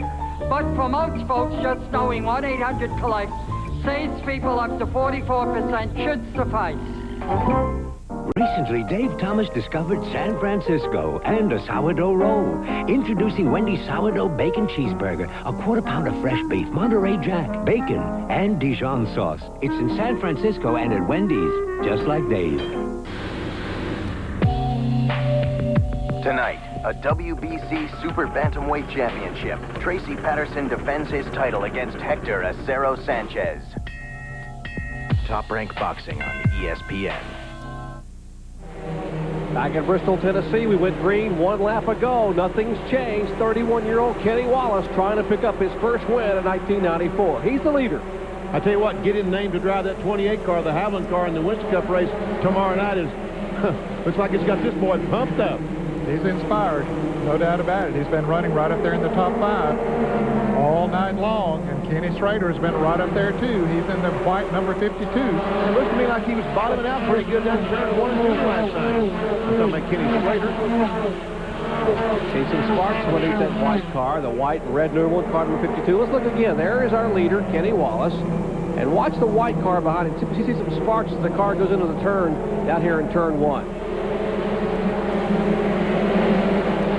Tell you what, they go by so fast, our cameraman can't keep up with it. He's definitely bottoming out coming off of turn 2, Schrader's car is. And that's, when you run that low on the racetrack, you get that left wheel down on the black part, on the asphalt. That banking is not nearly as high there as the cement is, and it'll cause the car to bottom out many times. This is inside or on top, actually, of Derek Cope's car. And when we're talking about bottoming out, we're talking about metal hitting the asphalt or hitting the pavement, whether it's cement or asphalt. Once again, we're looking at the telemetry on Derek Cope's car. We saw 127 miles an hour. We saw 130 that time because there is no traffic. That's Mark Martin directly in front of him. He's trying to catch. Derek Cope being shown a lap down, back in 17th position. You see him tap the brakes there as Johnny Benson makes a move to the inside. Here's Jim Bound, the 63 car. Jim Bound having a good run there tonight, still in the lead lap, being shown in the 11th position. And Terry Labonte was slow just a moment ago, but he's back up to speed now. We saw him go by Derek Cope. Meanwhile, this is Chad Little's car. That caution might have been a break for Terry Labonte, Denny, because he stayed in the lead lap. He was about to have to make a pit stop. There's Chad Little, Bear Select Ford, car number 23. Tommy Houston, outside pole sitter, that red 60. What's this one here? Red Devil Enamel. They're out of Memphis, Tennessee, and we understand they're looking at possibly renewing next year for Tommy Houston after the impressive runs he's had at Indianapolis Raceway Park, where he finished second. And right here, Bristol, back in the spring. Ooh, little contact, body contact between the 6 and the 23. You're going to look at it from Chad Little's perspective in the Harris Teeter Ford Thunderbird. Good battle. Here's Jim Bound and Terry Labonte. Bound had his best Busch finish of the season right here back in the spring, a top 5, and Terry Labonte, though, takes the measure of Bound in the Lux Sponsored Chevrolet, the MW Windows car. We're told MW Windows announced today that they're going to renew next year for another 20-race schedule with Terry Labonte. It'll be their third year with him after he's won 3 times this year in '94. And Jim Bowen has already announced that he will not be back in this car next year. He's going to do something else, maybe form his own team, or if a good ride comes along. But he said things, he and Hensley talked it over, and things were just not going the way that both of them thought it should, so they're going to part ways at the end of the season. A lot of speculation as to who might get in that yellow car, the Hubert Jeff Hensley car, and the word is it might be Curtis Markham, impressive young driver from up in Virginia, who might climb aboard that car and get a shot at running the whole Busch Tour next year. It would be a nice break for Curtis. And the reason we're showing you this and talking about this is Kenny Wallace, our leader, has checked out. He said, "See you guys." There we see the Staff America car, Johnny Benson. Battle for 6th position involves Jason Keller. There's Jason Keller in the white-red, number 57 on the inside of Mike Wallace. Right behind him is Tracy Leslie, Benny, and he's back in 7th spot. They're, of course, all in the lead lap. So this position is being contested. As we watch all this, I'll tell you that Tommy Houston, our outside pole sitter, has went behind the wall, heading for the truck, out for the night. Trickle a shade under 6 seconds back behind Kenny Wallace. It's our interval leaderboard, lets you know exactly how far they are from the leader up front. There's Trickle, the car number 64. Behind him is Hermie Sadler. Now, Hermie is a lap down in 14th position in the Virginia for Lovers car. You go by the Johnny Rumbling machine. There's Jason Keller at 57, and I mentioned ago, that's a good battle for Keller. Good run for Keller. He had trouble early on, and the car got out of shape, lost a few spots. He's been running in the top 10 most of the night. I tell you what, Jason Keller's done a nice job this year in that car, the 57. Well, back up to, there's Mark Martin in the 28, the Mac Tools car. Terry Labonte just able to get by Mark Martin a minute ago. And Ernie, I want to tell you, he hasn't torn it up too bad. Labonte moved into 10th. Mark Martin is 11th. Don't know if you heard Kyle Petty's comment a minute ago going to break, but Kyle said that Mark Martin had said, "Ernie, now I know why I outrun you every week in this car. This car is a handful." 37 laps to go here in the Food City 250. Glad to have you with us. Exciting Busch Series racing action from the high banks in Bristol, Tennessee. Terry Labonte, Mark Martin, Elton Sawyer, and Johnny Rumbling. Elton Sawyer is a lap down as a result of the spin when he got spun out. He is in 15th position. And you're riding with Mark Martin, who started back in 17th. Currently in 10th spot. He's in the top 10. Has not led a lap tonight. Here's a good nose-to-tail battle. Now the 64 car is the 5th place machine. That is Dick Trickle. You mentioned Benny a minute ago that Hermie Sadler, the 25 car, is a lap down, but they are for position behind Sadler. And he wants to get by. He is faster than Trickle right now. He just cannot get by him. And meanwhile, these other guys want to get by Hermie so they can try to chase down Trickle. Nobody's having any success at all. And Terry Labonte is rapidly catching this crowd. He's the car number 14 you saw a minute ago go by. There's Labonte. He's the white car in the right top of your screen.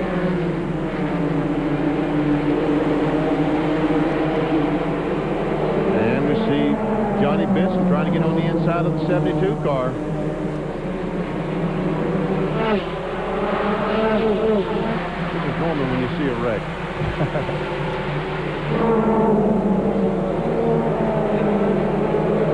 Well, now Ricky Craven has, been caught by the Slim Jim car of David Green.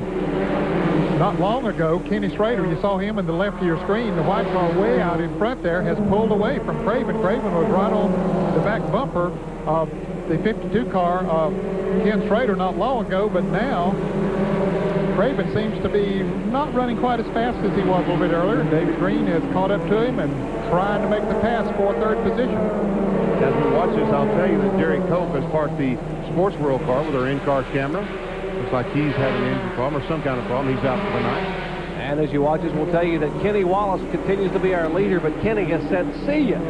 Wallace has pulled away by about a half a straightaway over Ken Schrader in the 2nd place car.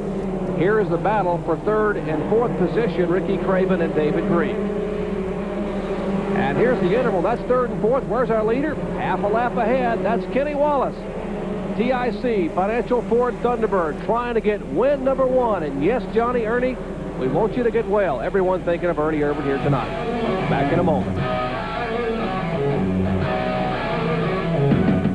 When traffic congestion changes, the threats to your car's engine change. That's why Quaker State has engineered intelligent oil.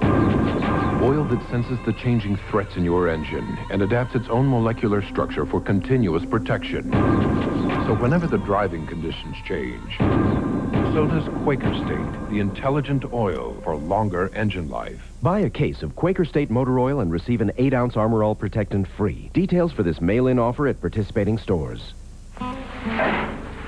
Well, the battery's good, and the starter's brand new, so I figure it's got to be the alternator, right? I go into the AutoZone, get a new one.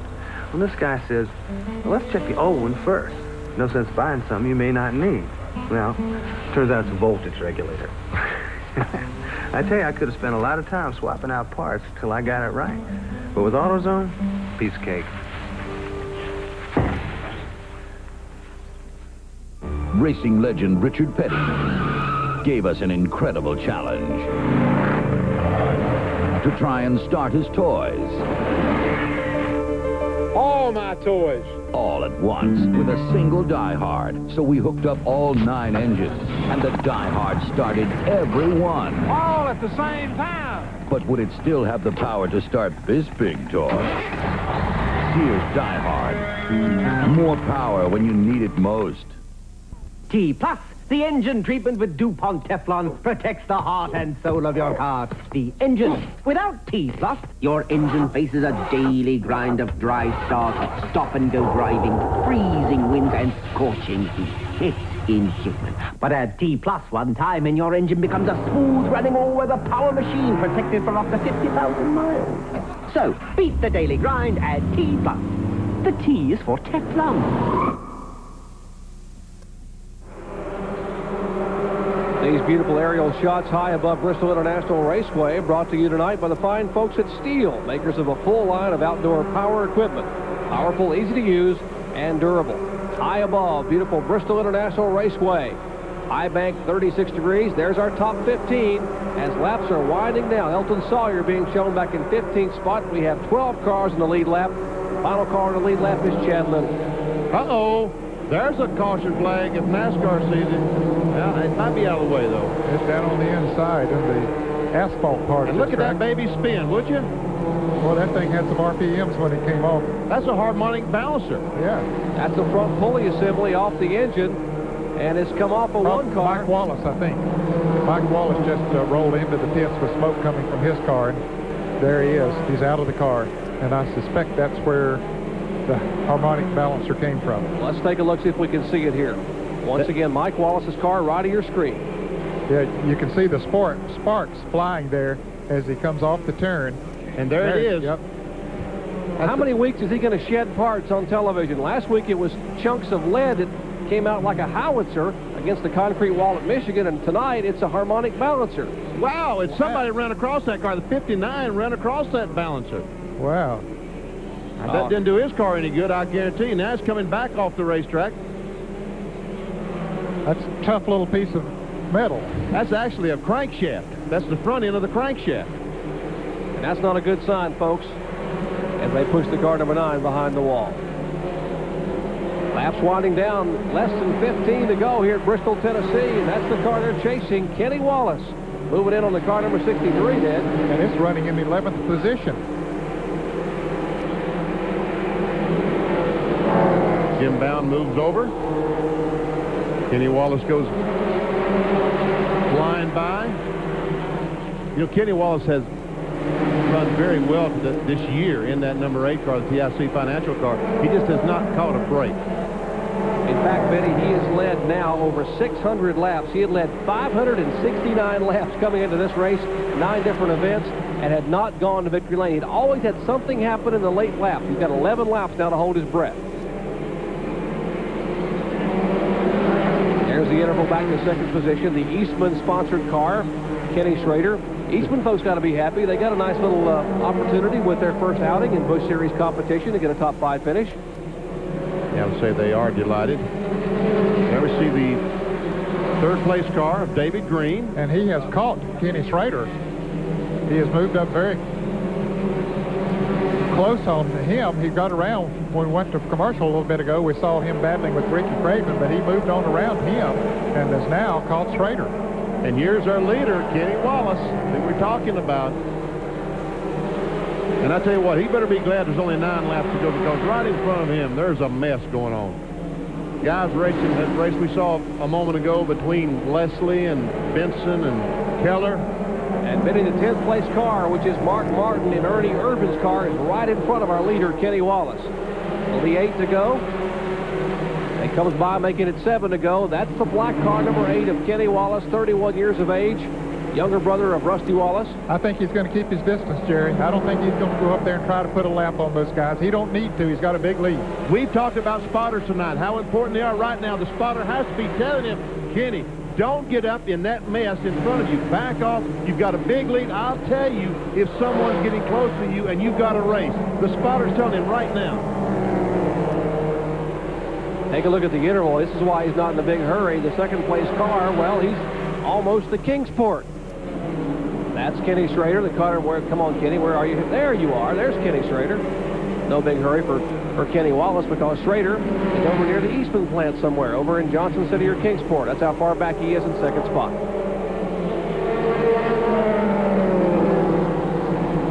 And there's the third place car, David Green. He has caught Schrader, and now, you know, Schrader right now is in a defensive position. And there's Kenny Wallace, so you can see it's almost exactly a half lap difference between first and second. Can getting named the driver of a top Winston Cup car like Kenny Wallace had to do, can that make the emotional difference, an edge for a driver to be able to come out and do something like this? Well, it could possibly, but as we've said, Kenny Wallace has run so good all year long in that car. Should have won several races. Brakes just didn't fall his way, and they've fallen his way here tonight. But I'm sure that adrenaline is flowing. But I tell you what, I always say that you cannot underestimate emotional value when it comes to a race car. It's worth 25 horsepower on these race cars. You think you didn't see some emotion a minute ago? Those people there in Kenny Wallace's pits realize that the problems have happened to him all year long. He is less than half a mile away from win number 1. Carl Simmons waves the white flag. Kenny Wallace down out of turn 4, takes the checkered flag and will get the victory. And listen to this crowd. Watch the battle for second spot. Schrader gets it. David Green is third. Here comes the car number 2, Craven. And look at this battle. Single file. 4th, 5th is Dick Trickle. 6th will be Jason Keller. And boy, Jerry, the crowd loves this win by Kenny Wallace. When he went out to qualify, the number 28 tonight, they really went wild in the stands. And here they are again now. They've got him a new hero. Yes, indeed. Bill Martossi. There's Kyle Petty. There's Gil Martin, the crew chief, getting a big hug. Let's check in with Kyle Petty. Well, I'm standing here with Gil Martin, and as you can see, he's doing some important stuff right here, right now. You guys run right. You've had terrible luck all year long. It seems like every time Kenny's been able to lead races, every time you guys have been able to have incredible pit stops to keep him up front, something's happened to the motor, something's happened, bad luck. But tonight you put it all together, guys. Well, I tell you what, the CIC Ford and Kenny Wallace, they did a great job tonight. These guys have hung tough through a lot of bad times. I tell you what, we've been close so many times this year, and this is just great for us. I want to thank Goodyear for a great tire, Redline Oil, Penske shocks. Man, I tell you, there's so many people I need to thank, I don't know who else to thank. Congratulations, man. While we were standing here talking, Kenny come down, took the checkered flag, come back around, went back around in a Polish victory lap in honor of Ernie and the 28 car, guys. Indeed, a tribute to a lot of other race drivers. Of course, Alan Kowicki, the one that made this lap famous with his first win ever out at Phoenix, Arizona. Tennessee fans love Ernie. Indeed they do, and right now they're going to cheer for Kenny Wallace, and rightfully so. What a performance tonight. And if he can duplicate this performance tomorrow night, it won't be thunder you'll hear. It'll be applause from this capacity crowd of probably close to 80,000. Busch official directing to the gas pumps or to the victory lane. Which is he going? He's going to victory lane. All right, that's the ride he wants to take. And there's the trophy. Winner of the Food City 250 here at Bristol International Raceway, 1994 edition, Kenny Wallace. He don't know how to do that. Bill Broderick was trying to tell him to pull on up in there, and he killed the engine. Now he's got it right. Young man who celebrated his 31st birthday on Tuesday, got the call on Wednesday. There's Mike Wallace in the window, giving Kenny a big hug. Mike Wallace himself has won 3 of the Busch races this year. Now his brother getting into Victor Lane. Some of the crew now coming along. Phil Martossi, the car owner of that Busch Series car. Kenny, don't worry about your hair. You don't have enough to worry about anyway. Kind of like me. Now let's take a listen.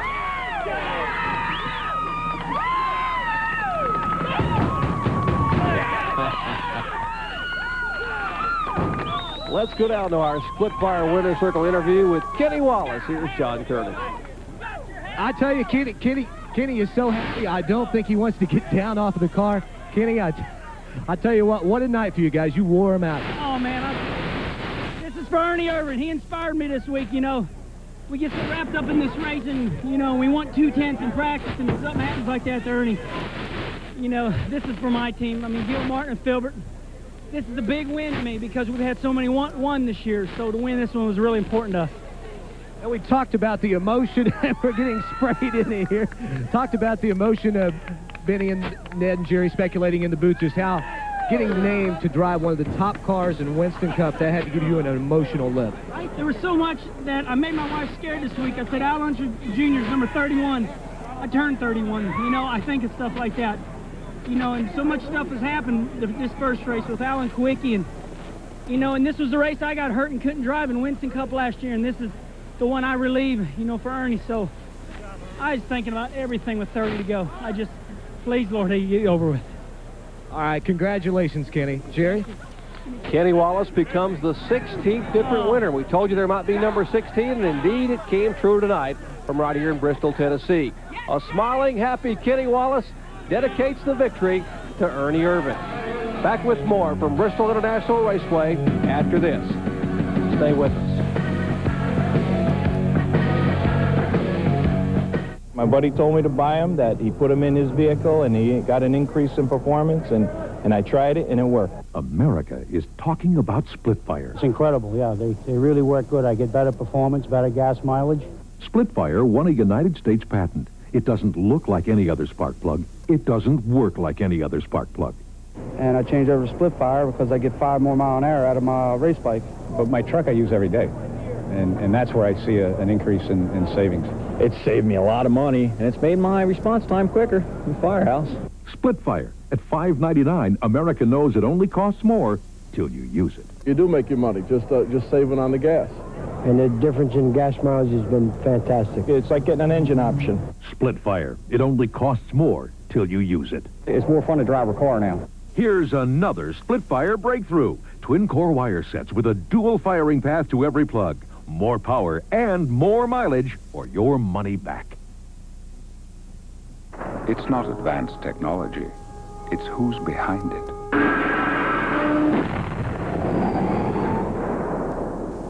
It's not the ball. It's how it's delivered. It's not just the phone. It's the people who make it ring.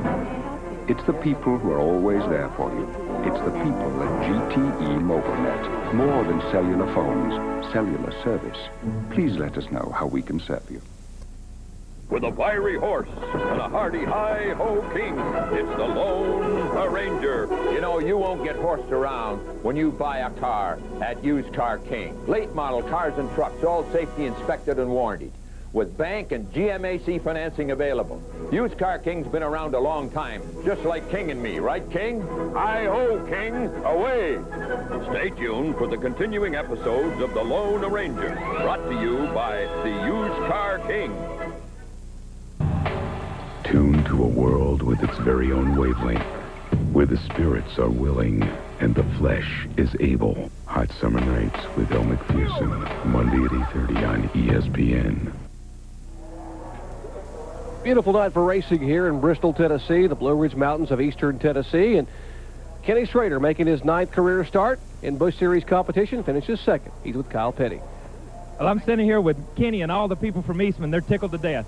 Kenny, most people that this is their first race of the week. You've run Monday night, Tuesday night, Wednesday night, Thursday night, now tonight, and you got to run again tomorrow, man.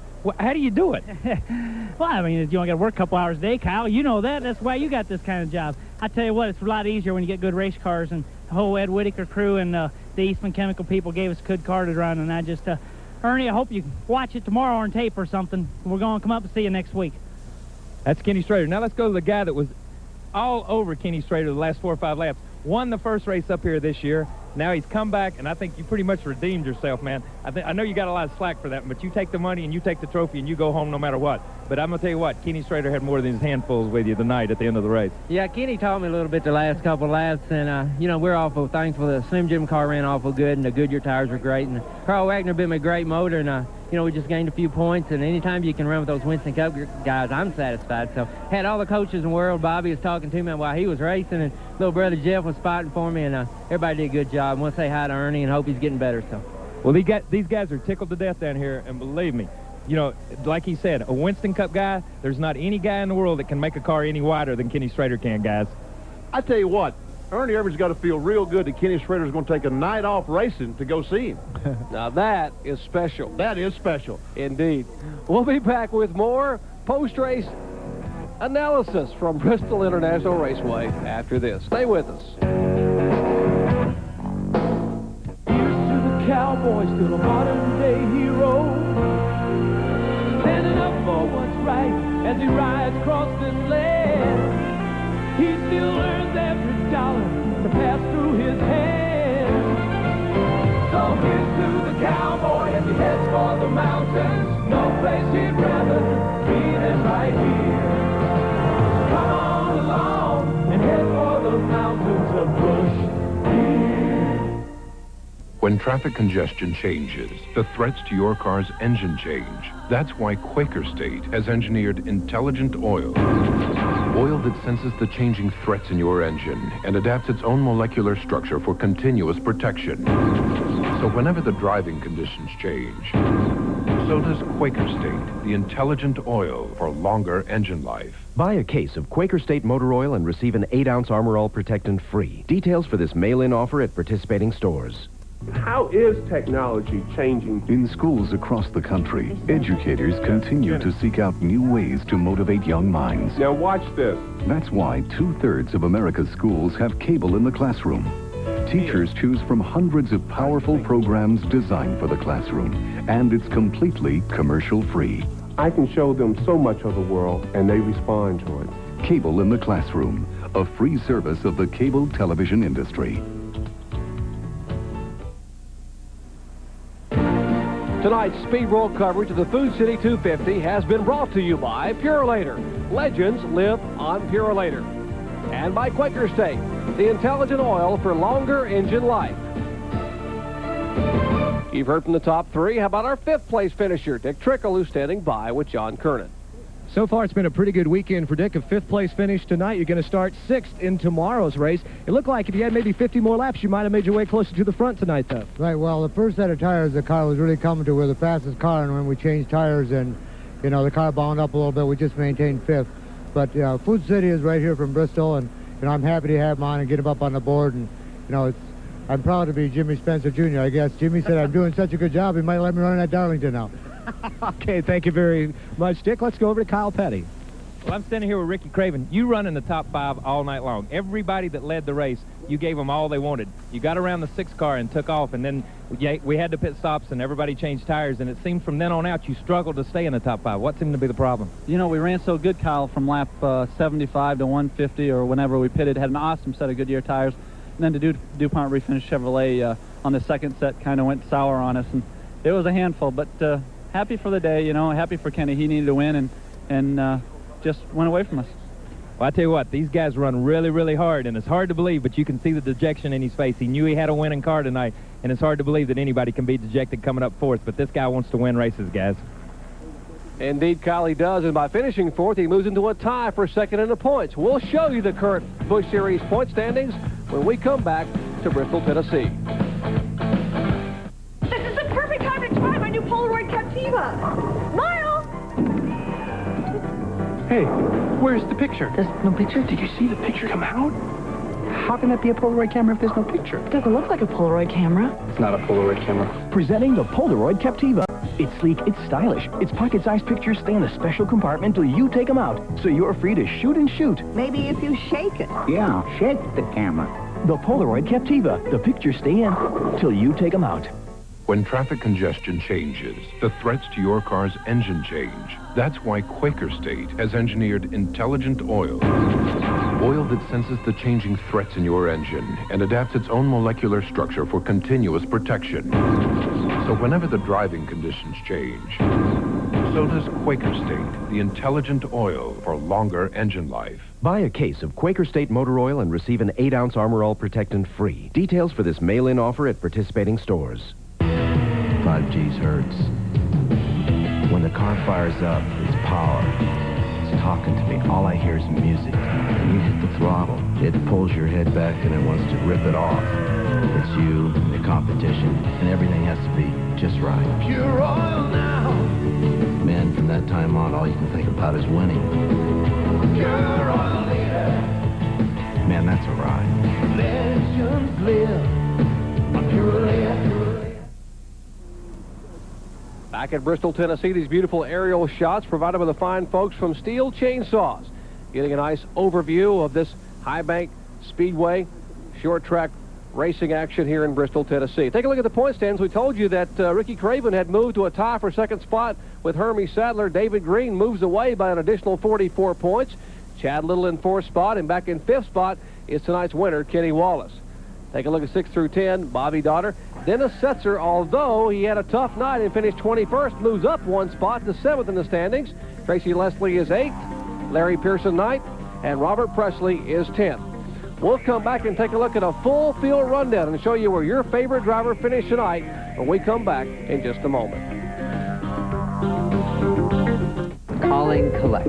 You've got options. You can dial 0 like this guy. Hi, Mommy. I rode on the plane all by myself. Did I mention you'll be charged as much as you possibly can for this call? Or you can dial 1-800-COLLECT. Here's how it works. Dial 1-800-COLLECT. Yeah, I just saved you some cash. You're welcome. Love you. Called Mom Collect, huh? You know, you could have saved up to 44% by dialing 1-800-COLLECT. Can you find it in your heart to forgive me? So, Dave, how was San Francisco? It was great. Did you drive across the Golden Gate Bridge? No. Did you see Alcatraz? Is that there? Well, what did you do? I found this sourdough roll. Introducing Wendy's Sourdough Bacon Cheeseburger. It's a San Francisco-style roll stuffed with a quarter-pound of fresh beef, Monterey Jack, bacon, and Dijon sauce. Reminds me of when I was in San Francisco. I met this sailor. Hey, look at the time. Gotta go. Yes, well, we only went to the library. You can find it in San Francisco and at any Wendy's. What a knockdown drag-out night we've had here on the short tracks, but coming up next, more knockouts, possibly.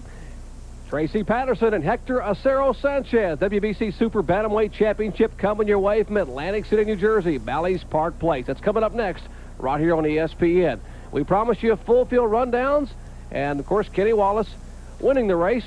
Take a look. Ricky Craven in fourth spot. Dick Trickle got that car up in fifth. Well, there were 10 cars on the lead lap. Jason Keller, Tracy Leslie, Johnny Benson, and Terry Labonte, and Mark Martin all coming home on the lead lap. And he didn't hurt Ernie's car too bad. Ever see Fiedler back in 19th, Phil Parsons 18th. Tommy Houston, our front row starter, gets a 25th finish. Never see Harry Gant back there. He led for a while, but he finished 28th. We might mention lots of racing action yet to come your way. Tomorrow night we have a live speed week from right here at Bristol, Tennessee at 6:30. And then at 7:30 p.m., our live coverage of the Goodies 500 qualifying earlier tonight. Benny? Harry Gant, Jeff Bodine on the front row, Terry Labonte, Rusty Wallace, Joe Nemechek, the top 5, 6 through 10, Dick Trickle, Ward Burton, Mark Martin, Rick Mast, Bobby Labonte, 11 through 15th, Bill Elliott, Jeff Gordon, Greg Sachs, Dale Earnhardt. Kenny Wallace was 15th in the 28 car. 16 through 20, Darrell Waltrip, Bobby Hamilton, Ted Musgrave, Derek Cope, and Jeff Burton. And you saw Mark Martin, the defending champion of last year's Goodies 500. Once again, it's Busch Series racing action at its finest on the high banks from Bristol International Raceway. For Kyle Petty, John Kernan, Ned Jarrett, and Benny Parsons, I'm Jerry Punch. Once again, congratulating Kenny Wallace and reminding you, live tomorrow night, 6:30, Speed Week, followed at 7:30 by our live flag-to-flag coverage. Handsome Harry Gant on the pole for tomorrow night's Goodies 500. Thanks for joining us, everyone. So long from Bristol International Raceway.